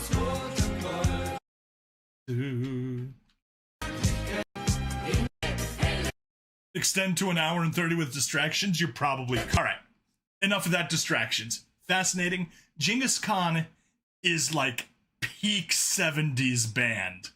It is fun. Oh, hey, you know the song. Awesome. But yeah, they are just a fun band. I have very good memories. I discovered them while I was in a lab during grad school. I needed to, design like a really repetitive thing. So I'm just sitting there, just dragging one there, one there. Definitely getting a copy strike. We'll see. We'll see. Hopefully not, but we'll see. So now I'm, just kind of getting in the zone. I've got a podcast playing, listening to some good stuff, designing a little bit of computer circuitry, getting in the vibe. And then a bunch of people decide that the computer lab is a wonderful place to start having a party, complete with food and everything, and just being loud and annoying. And I'm like, shoot, I can't focus. Definitely can't focus on the podcast because it's actually talking about interesting stuff, but needs my attention. Hard even to focus on there. Like, I could get them in trouble just have someone come in because they got food in the computer lab, but like, whatever, I don't care enough. So I just started playing like some good dance music, and it got to Genghis Khan, and I'm like, oh yeah, that is what I'm playing. I got Genghis Khan playing up at maximum. So, just drowning out the noise of the computer lab party, listening to like the complete discography of Genghis Khan. Not all of their songs are bangers, but a lot of them are. Okay. Yeah. Back to here we go. Cassius landed from a jump into a spin, arms forming a wide circle at his waist that he slowly rose above his head, before opening as his tears fell to the melancholy hum of Death's violin. Cassius spun to the claps and cheers of dozens of wealthy Gagnoshian elite, the melodic hum of a violin filling the auditorium. For once, Cassius felt something within that he'd never felt before. Arms flowing, he took long, graceful steps, touching the tip of his cloth shoe to his knee, before swinging it out and falling into another swing step. Feeling a surge of that energy in his chest, he performed a butterfly leap. His foot landed wrong, his ankle bent, and he went down hard. Cassius gazed up in horror as his master climbed on stage, whip uncoiling in his clawed hand. Cassius scrambled backwards, desperately, silently begging for forgiveness. The whip flicked back. Wham! Thump! Someone had tackled Master, swinging her violin at his face. Cassius watched in horror, trying to stop her as the Master shoved her off, roaring in indignation. The whip flicked back again as the Master got to his feet, but it wasn't aimed at Cassius. Rather, the elderly human woman who'd attacked the Master. The old woman smiled at Cassius, a similar surgical scar to his on her throat. She smiled, mouthing a few words. Dance for me, not them. Crack! The whip came down hard, splitting the old woman's face open. Cassius wanted to shout, to do anything to stop it, but he couldn't. He couldn't move because his body wouldn't let him. Couldn't scream because his master had muted him. He was forced to watch as the only person to show him kindness was whipped to death to the cheers of the elite. Cassius faltered, falling to his knees as he sobbed his heart out. He remembered her now. Every time he practiced, she was there, playing her violin. Every time he'd been whipped, she'd bandaged his wounds. She'd been like a mother to him, the mother he never had or knew. That was beautiful, my child. You've grown so much since I last saw you. The voice was soft, soothing, and all too familiar. Cassius turned his blotchy, tear-stained face toward it. There she was, sitting not 5 feet away, violin still tucked under her chin as she finished playing. Crawling over to her, he wrapped his arms around her, crying as he silently mouthed the words he wished he could say. I'm sorry. I'm scared, Mom. I don't know what to do. The old woman just smiled sagely, as though she heard. Shh, my child. It's okay. I forgive you. I forgave you long before I forgave myself. But don't lie to yourself, young one. Gently taking Cassius's chin, she made him look her in the eyes as she set her violin to the side. Cassius sniffled and wiped his tears, listening to her. She closed her eyes, smiling softly, her voice a balm of milk and honey as she finished speaking. Follow your heart, child, and remain loyal to your friends. There will come a time when they will need your help as much as you need theirs. She grew pale, incorporeal, a great look of sadness on her face. I'm running out of time, my child. Remember. She faded away, leaving only a ghostly echo and a weathered violin behind. Dance for us, my child.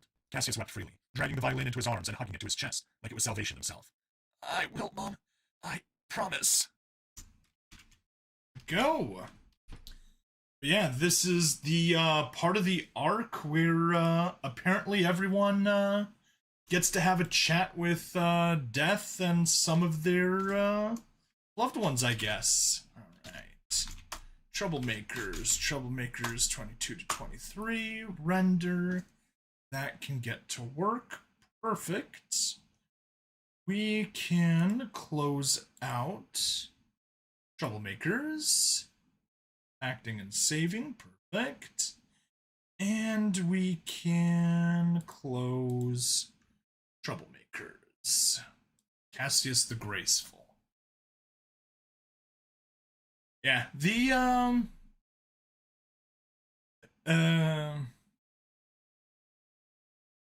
Troublemakers is quite a sad story. It's, I mean, Teller of Tall Tales, the author of that and that entire universe, oh man, he is wonderful at just getting straight at your heartstrings. Like, I've teared up reading a bunch of his works. They are just that good. Okay, and what is next for us? Next we have Quasar Iron Fist. A quick memo pertaining to human employment. Narration. Quasar Iron Fist.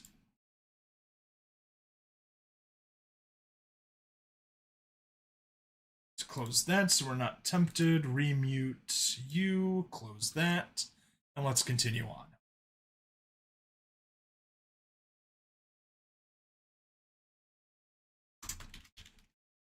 A quick memo pertaining to human employment. Start, open, Hubble Small. Drop that in, there we go. And, alright. This time we are going to try and see if we can get away with using what Xenomorph said and try just copy pasting.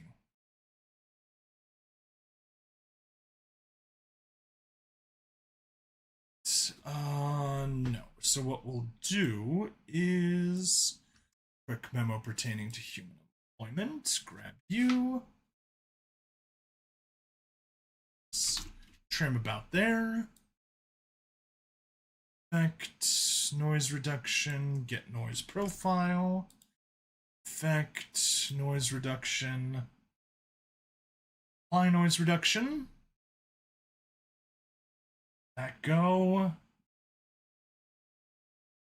Jing, jing, Genghis Khan. Ba da da da da da da da da. Jing, jing, Genghis Khan.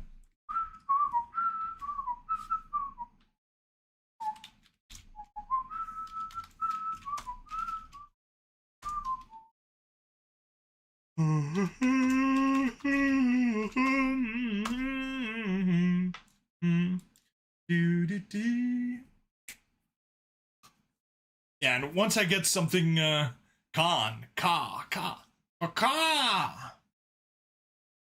Shoot.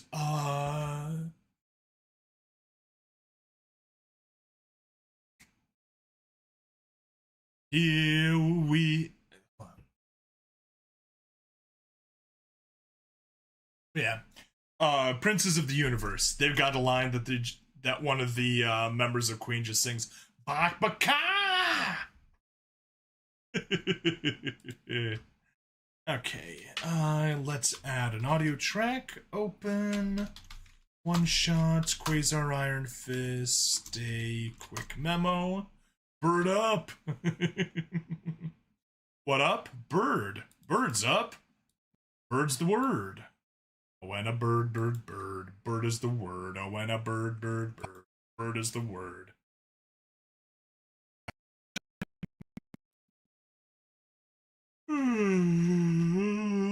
Measurements convert.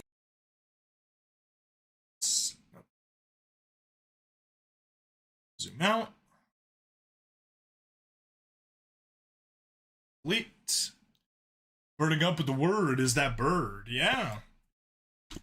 And bird is the word is what converted Android 16 to not being solely intent on killing Goku.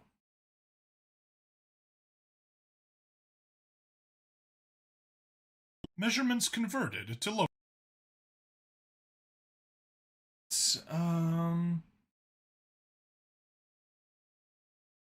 Approximation.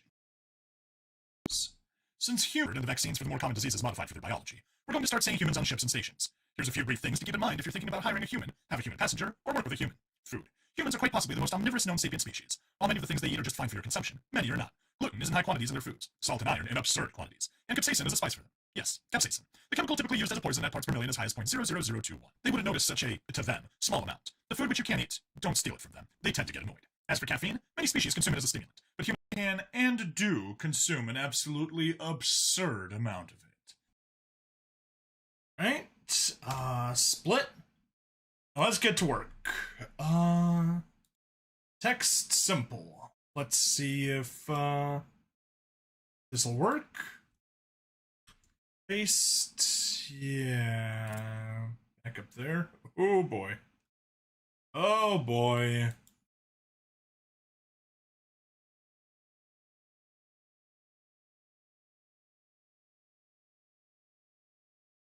Yeah, that is no fun.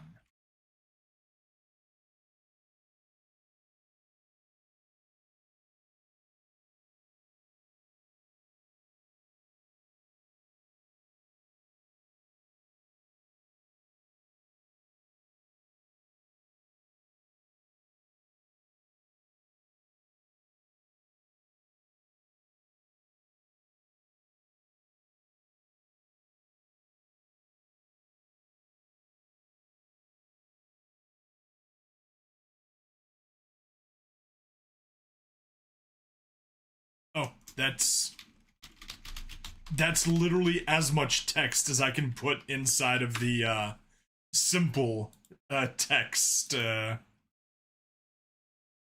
simple text one. But let's see if I can use the non-simple text.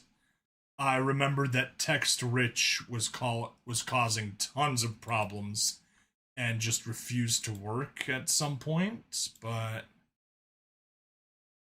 oh. Ooh.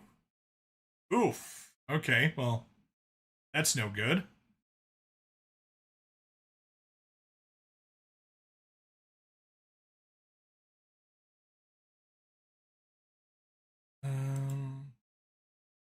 What are we looking at? Verdana 10.5. That's... I call BS on that. That doesn't seem to be right.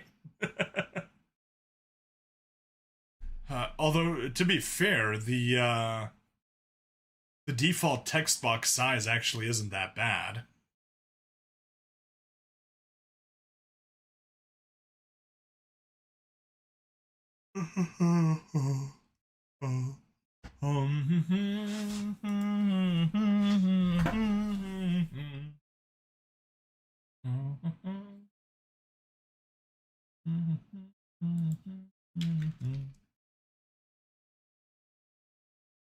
Well, that was something.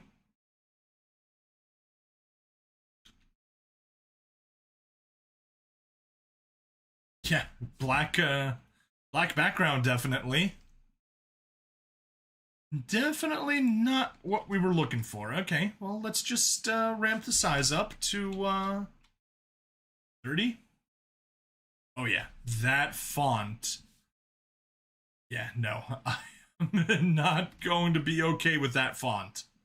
Not at all. Can we change font somewhere? It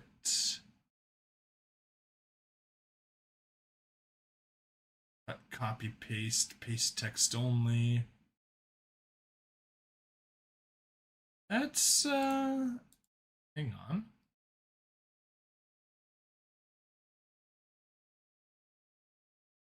And it wants to do that as HTML. I mean, honestly, it's not about the right size and everything.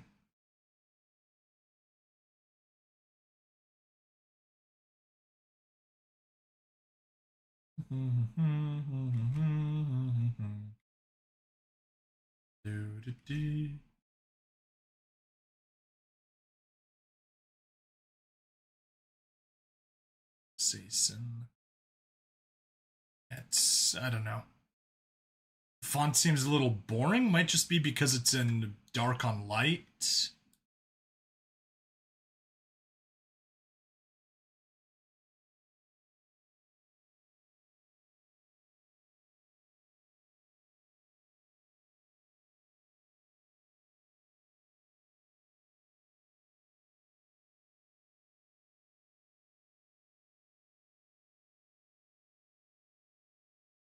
It's not even gonna let me find out what colors are.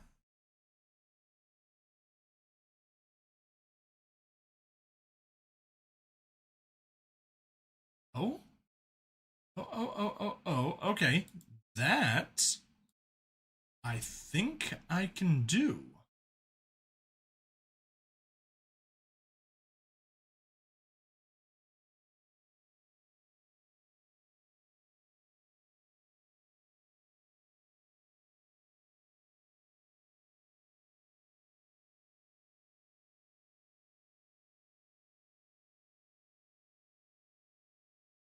Okay. That looks right.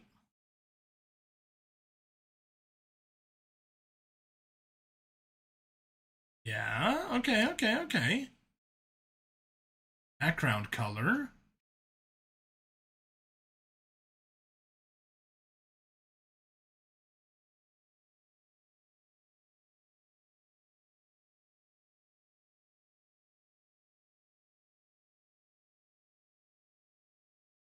Not what I wanted.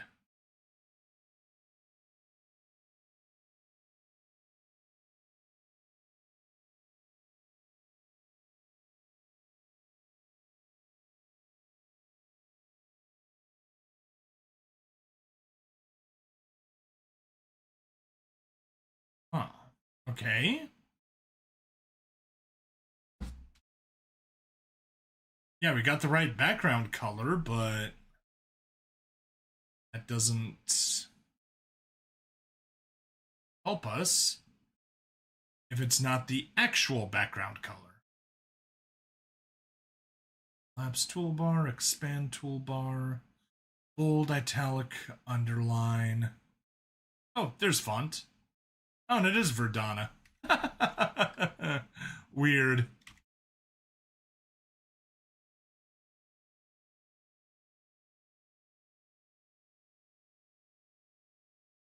They're lighting.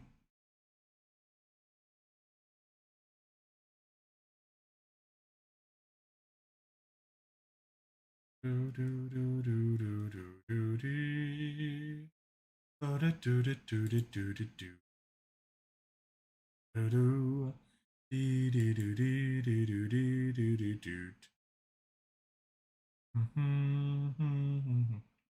Yeah, it's kind of useless if it just keeps overwriting the first custom color slot and nothing else.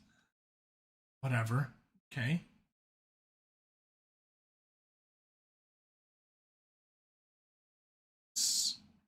Column justifications, indents. Yeah, that doesn't.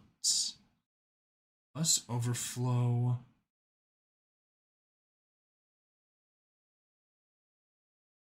Attic. Colors are a premium feature. No, it seems like just the just background color is is not supported. It's just like wherever there's text, it's gonna be white. We're gonna have a background around the white, around the text area, not in there. Yeah, I got nothing. I do not see any way we can do that.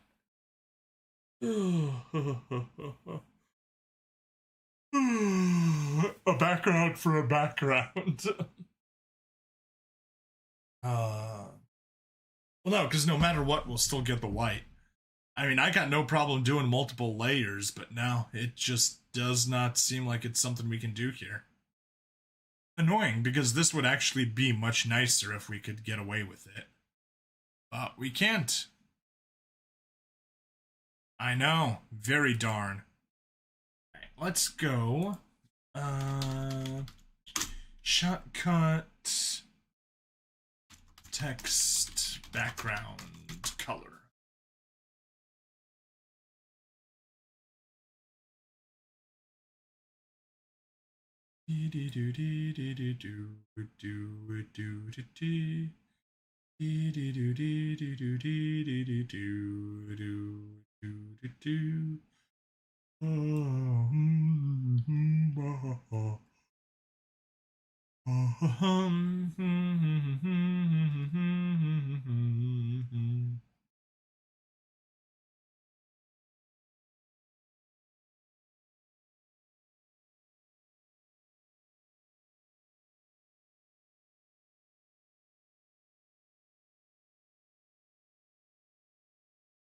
Yeah.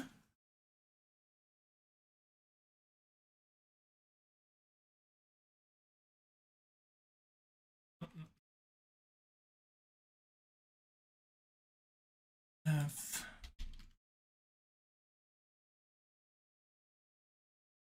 Yeah. Text rich is what used to be called overlay. Okay.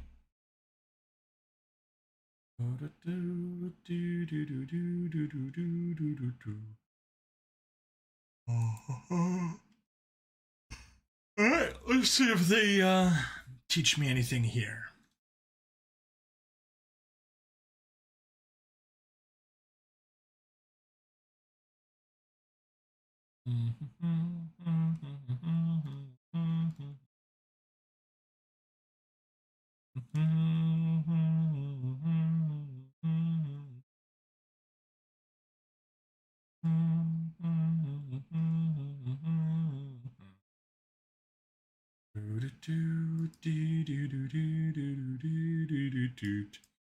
Can't make it opaque. I just can't seem to be able to change that.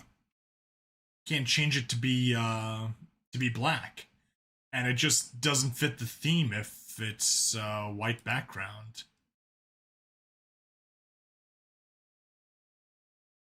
Let's get back to here.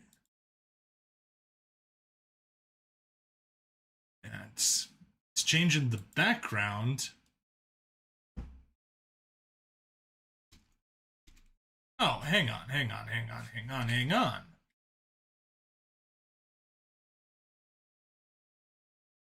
This is gonna be kind of silly.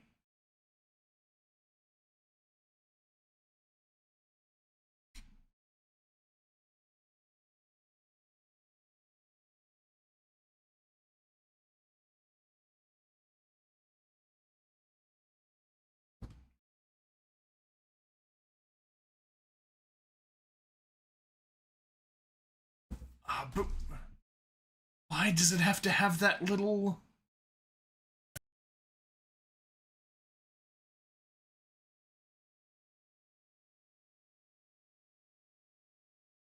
We're so close.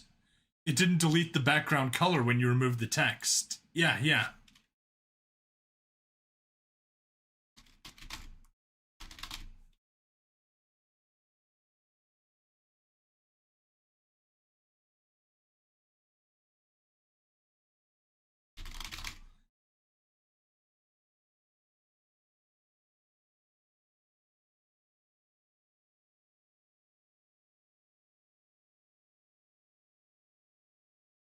What is going on? That is so stupidly annoying.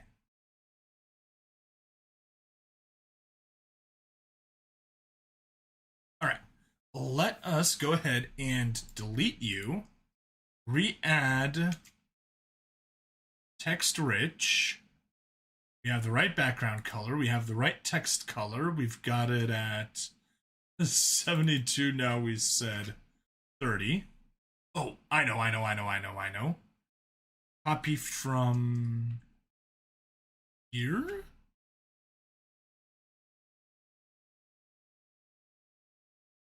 Nope. All right. Remove, add text rich. Edit, paste text only. Yes. Yes. Right. Take you down to 30. Select all. Select all. 30. Okay. All right. We're making progress. I can paste it now. We got it. Now.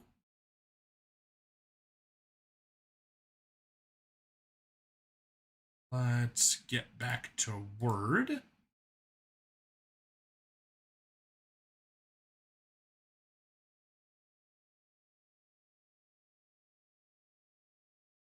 Finally!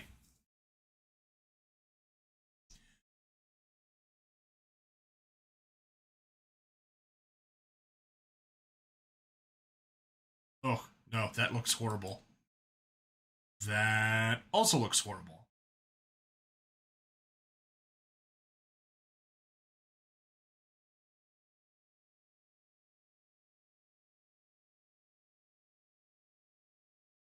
Probably better.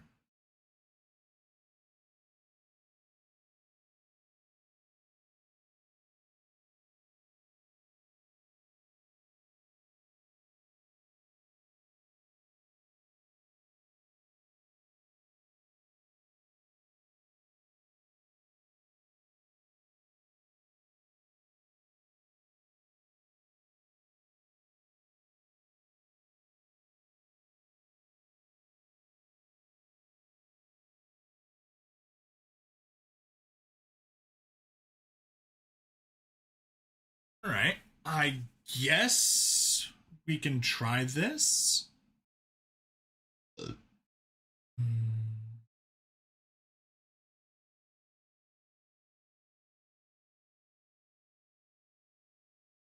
Okay, the only problem is that this thing isn't centered. Okay, that's fine.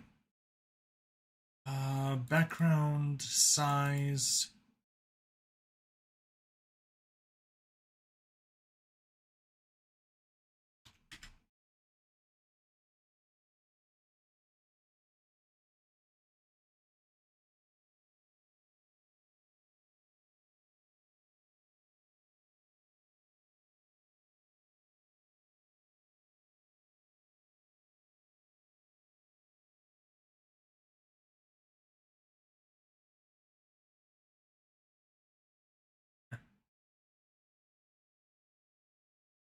That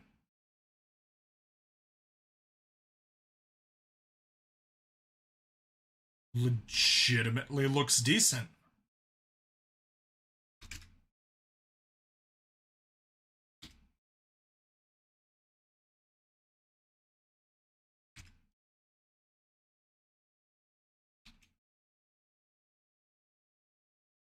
Okay. I think we can go with this. I hope so. Let's see. Caffeine, many species. Yeah, thank you so much. You hopefully made this process easier. Now, obviously, I've got a groove for the previous one, so we'll see if this is actually better or worse. But right now, I've got high hopes. High hopes. He's got high Sleep. hopes. Humans ideally spend 1/6 of a cycle resting. What they actually do is spend 1/8 resting. It apparently used to be much higher, but advancements in cybernetic and genetic augmentation let.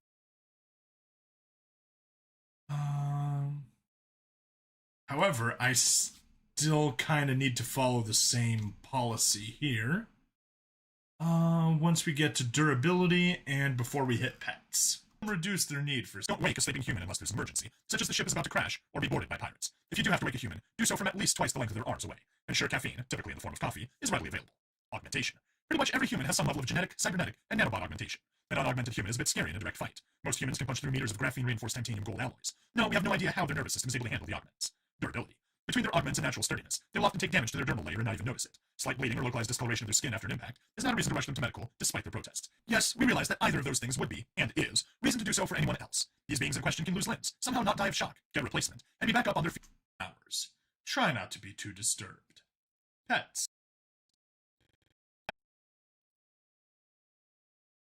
Right. Split.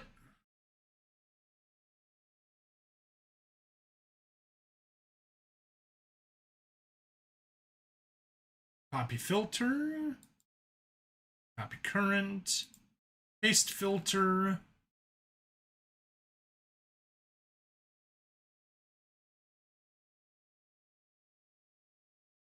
Control A.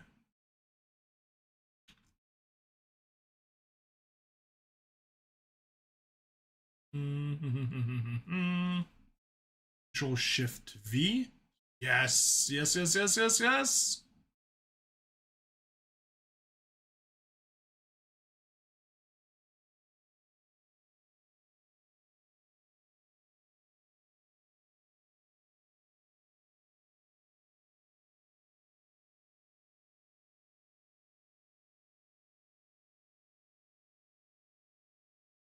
We are. Here we go. Yes, this is good.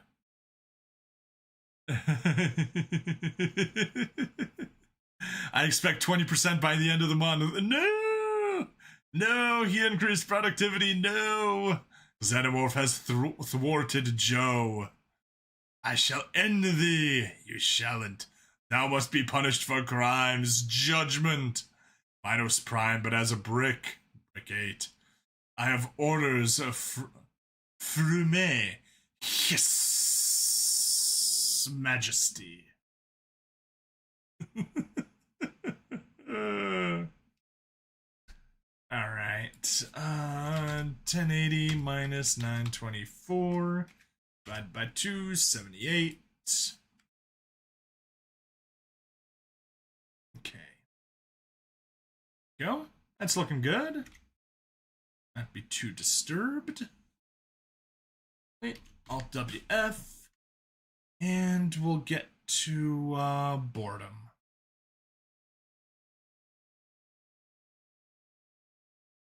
Oh, wait. Did I mess that up? I think I may have messed that up. What? I am... Hold on, I'm...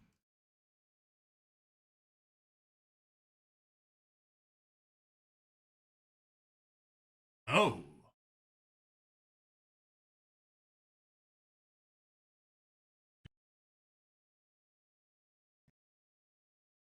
Yeah, okay. That filter needs to get copied. Needs to be pasted here. And that is the correct filter here now. They don't pronounce it like a hiss-stabity. They do the high and mighty voice. His Majesty. I shall strike thee down in 3 to 4 business days. And be back up on their feet in hours. Try not to be too disturbed. Pets. While humans are not the first species to have pets, it is rare. Pet is an animal kept solely for companionship. At one point, a Zerlingt mistook an animal in a human's quarters for food meant to be eaten live. Firstly, refer back to humans getting annoyed when their food is stolen.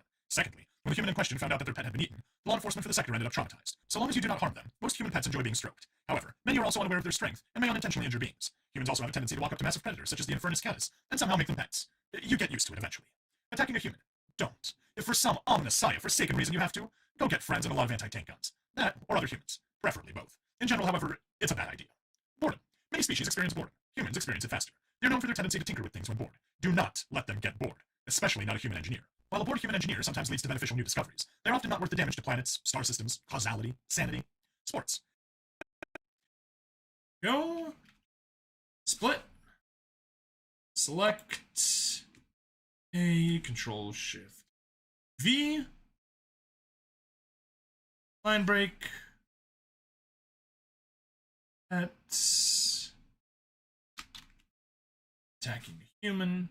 Hey, that actually ended up going perfectly. Damn, even the striking needs to be paid extra for same day. Yes. Strike. If you do not pay for same day striking, you need to wait a few days.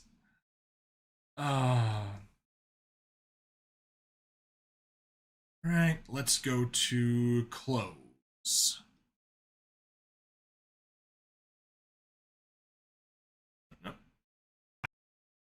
Reality, sanity, sports.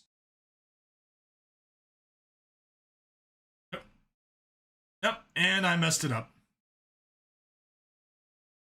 Remove.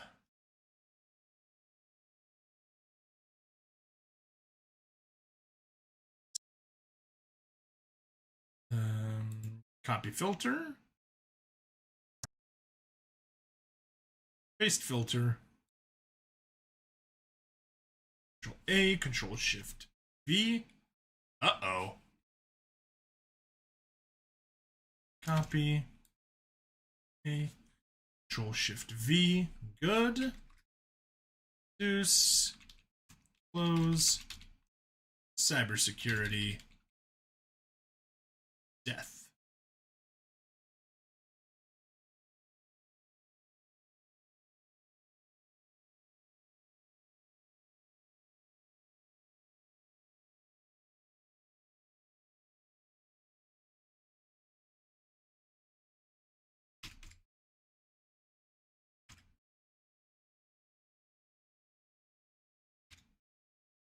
There. Bit of a longer one, but whatever. Like the peak of being inefficient at striking. Well, when you get my 20% cut, you shall be paid. Can't be waiting for strikes like that. Sports. If it's a physical, some take part in it. You will die. Death. Humans typically come back to life, so long as their brain hasn't been destroyed. Instead of preparing whatever funeral rituals your species, society, ship may have, instead provide the human corpse with a power source, metals, and biomass to speed up the recovery. They may be a bit disoriented and not have memories of events within about 0.87 minutes of their death, but other than that, we'll be fine. If the human hasn't revived after 30 minutes, seek out a medical professional to see if they actually are dead, or if something has gone wrong with their revival system and are only half dead. Cybersecurity. According to the humans, our cybersecurity is absolutely atrocious. After a human accidentally takes over every system in your ship, station, planet, as a reflexive action a few times, you learn to stop trying to prevent it and instead try to minimize how much they can change without conscious input. Clothes. Humans have evolved without exoskeletons, or any other form of natural armor, and as such use clothes to protect themselves from the environment early on. Clothing remains an important part of human society. Don't demand of a human that they take off their clothes. You will be paying for the sexual harassment. Suits, not us. Okay, good.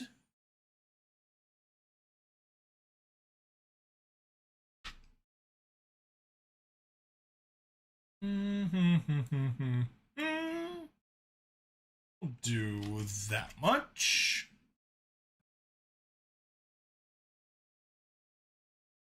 Be good.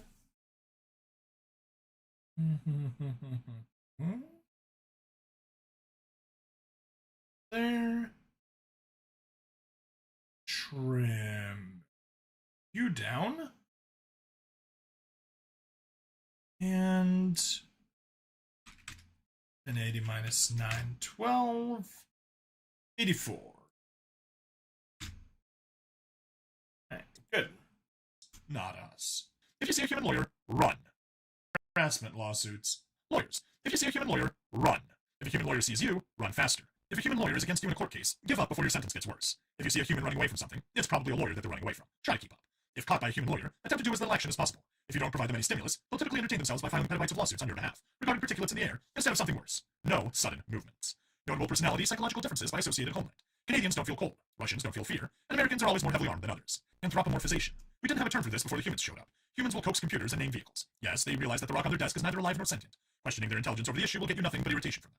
Oddly enough, for no discernible scientific reason, this behavior correlates with increased performance from the device in question. The exception being printers, which require 38.77% more maintenance. Human is even within the vicinity of it. That thing about printers is absolutely true. Okay. It's even within the vicinity of it. Perfect. Alt WF. Let's go say to here. Yeah, that's good. Select Control A, Control Shift V. Loopholes, yes, true. Translators, cuteness.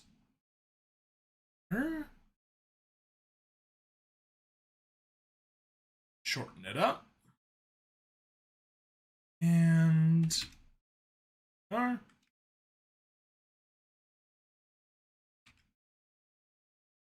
22.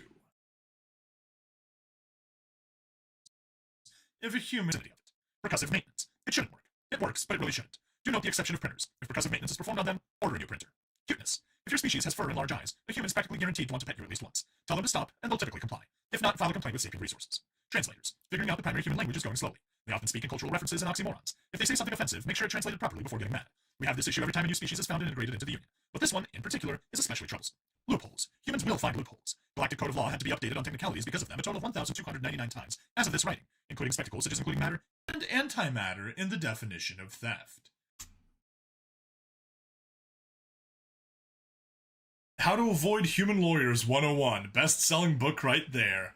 Also, isn't there a way to auto-1 expand contract background to center it on the screen? That's a lot of updates. That is a lot of updates to the laws. I do not see such an option here.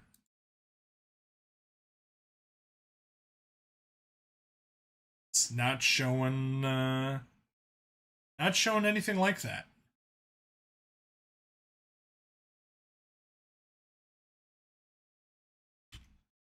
Okay. And there, delete. Copy. Control Shift V.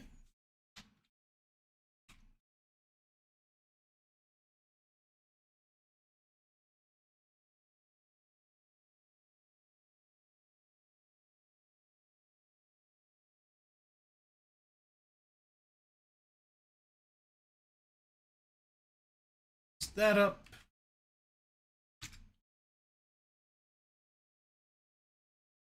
$152. You'll totally find it. Yeah, I'm not seeing it. These are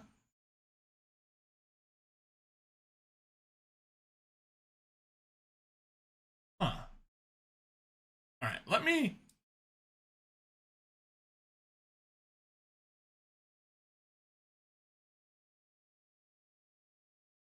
Yep, that was weird.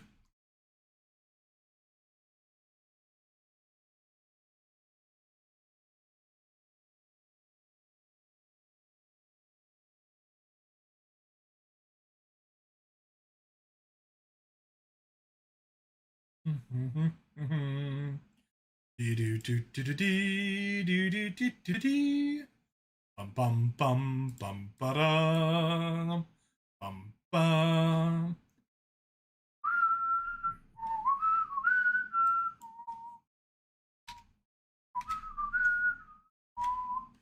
Yeah, no option that I can find, but whatever. And the definition of theft. Engineering. Yes, they have constructed Matryoshka brains and stellar lifters on Voss. Yes, they are excellent engineers. Yes, they can massively boost the efficacy of every system on your ship, station, whatever. Consider, however, whether you want to deal with said system immediately not working and or exploding once a human is no longer maintaining them. Weaponry. If firing it doesn't kill you, having it fired at you definitely will. Most somewhat sane beings stop making bigger guns once they start making small tears in the fabric of reality when they fire. Keyword being most. Despite all these warnings, having human coworkers and friends is highly beneficial. Good luck! Addendums. It turns out that Russians also don't feel cold. On another note, anything an Australian tells you about their home is likely a lie, unless it's about weird foods. Go. And split, select filters, remove filter. Woo! All right. That may be a more efficient method. It's definitely a cleaner method. We'll see what it looks like. That was Quasar Iron Fist, a quick memo pertaining to human employment, a quick memo pertaining to human employment. Yay! Why is it flashing like that? Son of a cussing cuss word. Why was what flashing like that when I was... efficiency. When I was swapping back and forth? Yeah, so like, if I select that, it'll show it, but then if I move the cursor over to here, it'll be like that. Matter and antimatter in the definition of theft. Engineering. It shows the editable version, then I deselect it, en masse. and it shows excellent the engineers. non-editing Yes, version. they can massively boost the efficacy. Yep. Yeah, that's just the text editor being visible. Alright, we'll wait the 3 minutes or so for that thing to render, and then I'll compare what it looks like. Whether or not I like the output. Yeah, that's that. In the meantime, I guess we can close Audacity. And we can close you. I didn't even count how many measurements converted to local approximations. Perfect. Cancel.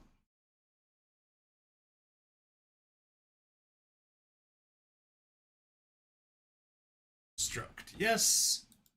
Save. I was hoping to see, hoping to get through more, but whatever. 3 vids is fine. I do need to get to sleep soon, so as soon as that renders, we'll be wrapping things up. What happens if you make the text area smaller than the text? Does it grow the background? Huh. Interesting question. Let's go ahead and save you. And then we'll come here. Overflow automatic. And we'll make you smaller. And then Control A, Control Shift V. Nope.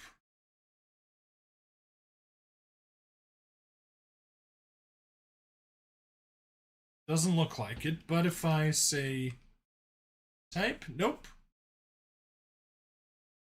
Visible. Okay. I can I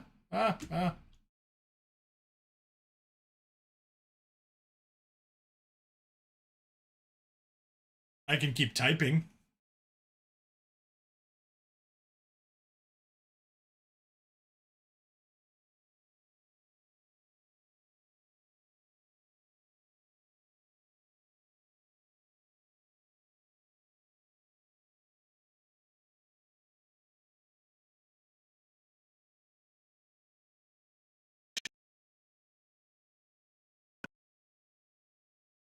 Try paste with visible.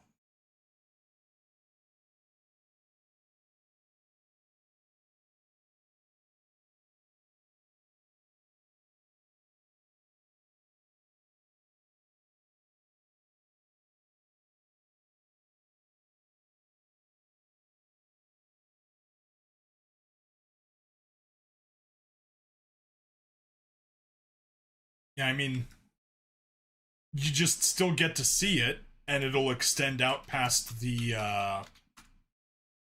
borders, and turn it off, and yeah, it goes past it, but it doesn't change the fact that I want vertical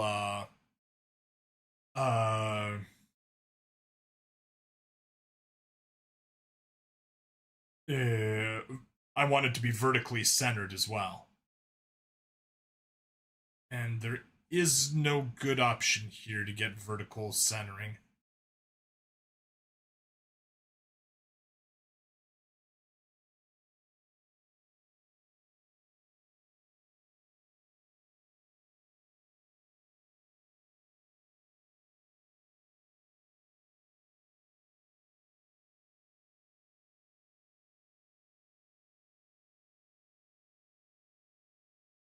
Ultimately doesn't help. Still need to manually do that. Okay.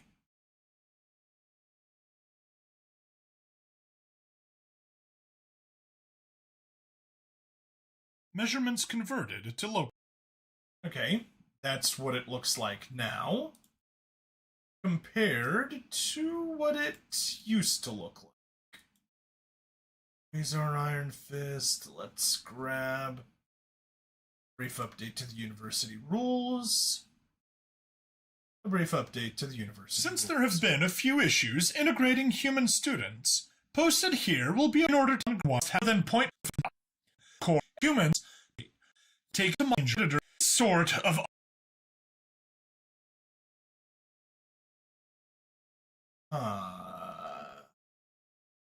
text's a little too the dot in the middle. Can you do anything? Yeah, the dot in the middle is what I use to move.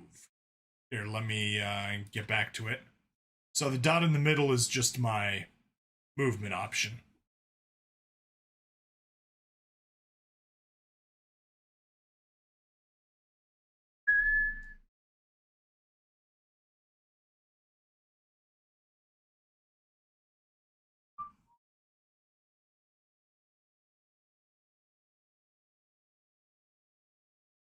What was what?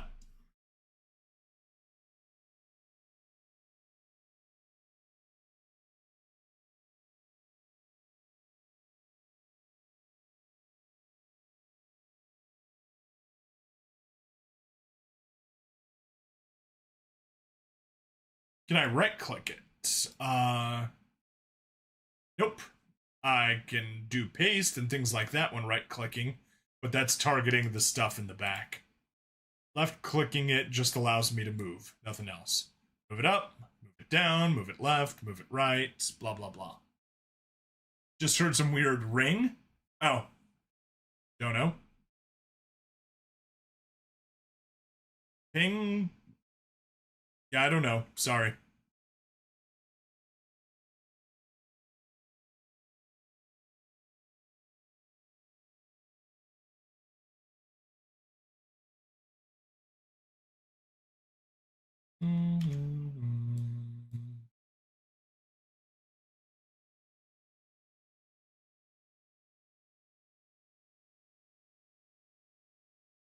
You shall be back. Okay.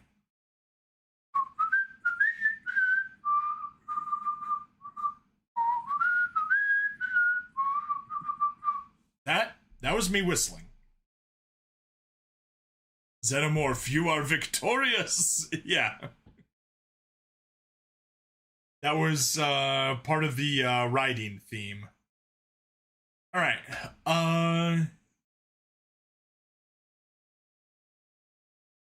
So here is the difference between the two things. The left one, in my opinion, is a little bit too sharp. You are 100 meters from my location. Oh no!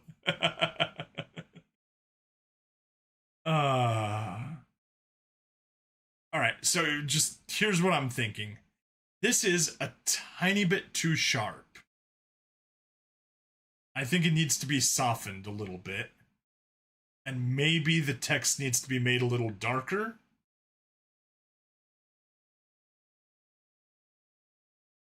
Good, come help with work. Okay, but Joe, Xenomorph, honest opinions, left or right, which looks better? You cast slow internet speed. No! Do not want.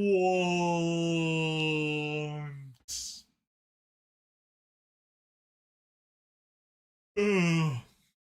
Yeah, darker text first then. Okay.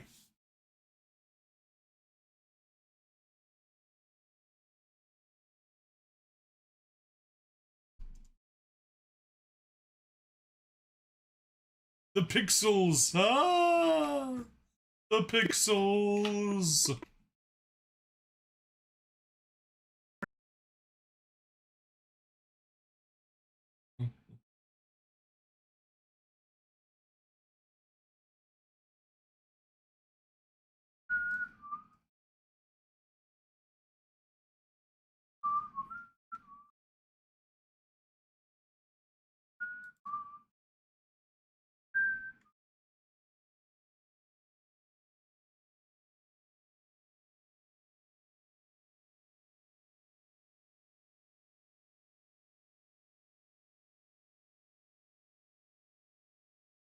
Yeah, okay, okay.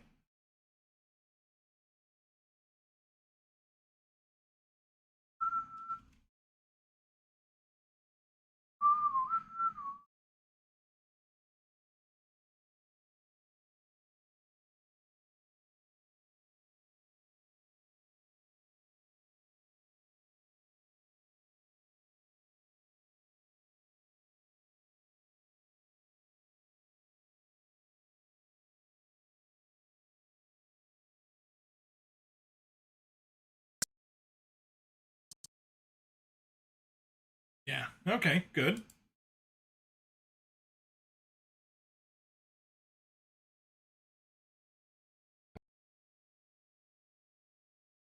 Well, you into here.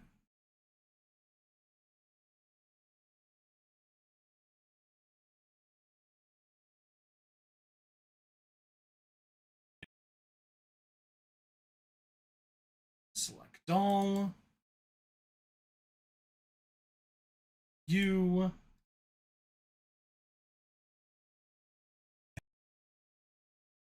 Select all.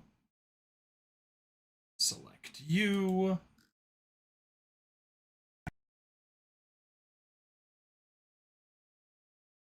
Select all. Select you.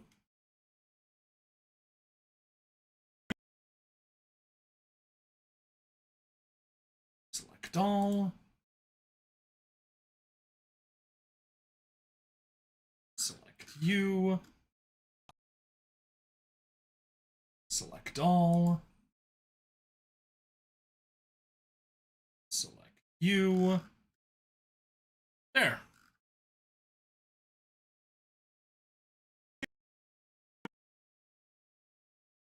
Also, to make things simpler, save that, and then delete, delete.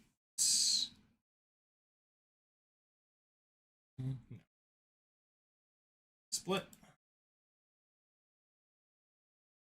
Perfect.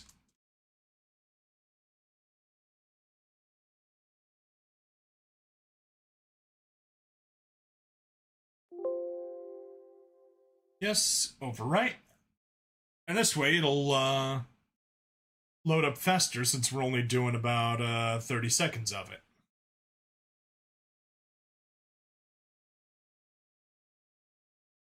There we are. Render completed. Measurements converted. No. We'll just track. Quick memo pertaining to human employment. Measurements converted. Smaller.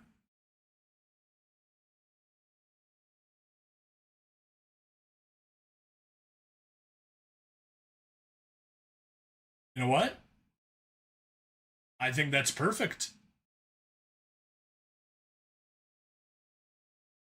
I don't think we need to make any changes. I was thinking of maybe applying a little a tiny blur filter to make it a tiny bit smoother, but no, I think it's fine. I don't think it matters that it's sharper. Yeah. Cool. Cool. I have a new flow. We'll see if the new flow is better than the old flow. But at least the quality is a little bit better. So I'm leaning yes. Because this gets softened because it gets resized, and this is just direct text. So yeah.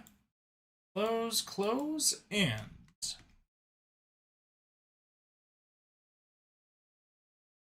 there we go. And this is also faster to render because we're only using one audio track. And I read your mind, that's why I said to first do the color. Okay, save, export once again, save, overwrite. We'll let that go to work, and yeah. Remove finished, perfect, that'll take 4 minutes and be done. Sadly, I am running out of energy. It's 1:20 a.m. I was hoping I could do a little bit more. I was hoping maybe I could do 4 or 5, but I guess we just have to be satisfied with 3. We'll see what happens. I might do. Yeah, you can hear the yawns coming in. I'm out of energy. I may do some more of this tomorrow. I may go back to doing some gaming stuff. I'll decide what my mood is later on. Yeah. I may end up doing neither and get ready for stuff I need to do for Wednesday. That's also a possibility. Yeah. Yeah, so, I've got the thumbnails for YouTube. I'll come up with a thumbnail for that. Upload all of those, and yeah, technically the next thing to work on is the missing gaming release here. So yeah, probably tomorrow's gonna be gaming. SD Gundam G Generation Eternal, get some of that going. Well, looking forward to seeing the new background. Yeah, as am I. All right. Okay, yeah, I'm just gonna fall asleep at my at my desk here if I stick around. So, privacy screen, and let's go, go. Nobody's even hanging out on Twitch, so we will go to Rumble Studio and wrap up the Twitch stream. Goodbye, Twitch. Goodbye, Odyssey. Goodbye, Kick. No one's hanging out on Rumble either, so end that. That's all done. Stop streaming to Rumble. Stop streaming to Odyssey. And Joe the Brick, Xenomorph, both you guys out on the YouTubes. Thank you so much for hanging out with me. Made it more fun, but stream's over. See you next time. Bye.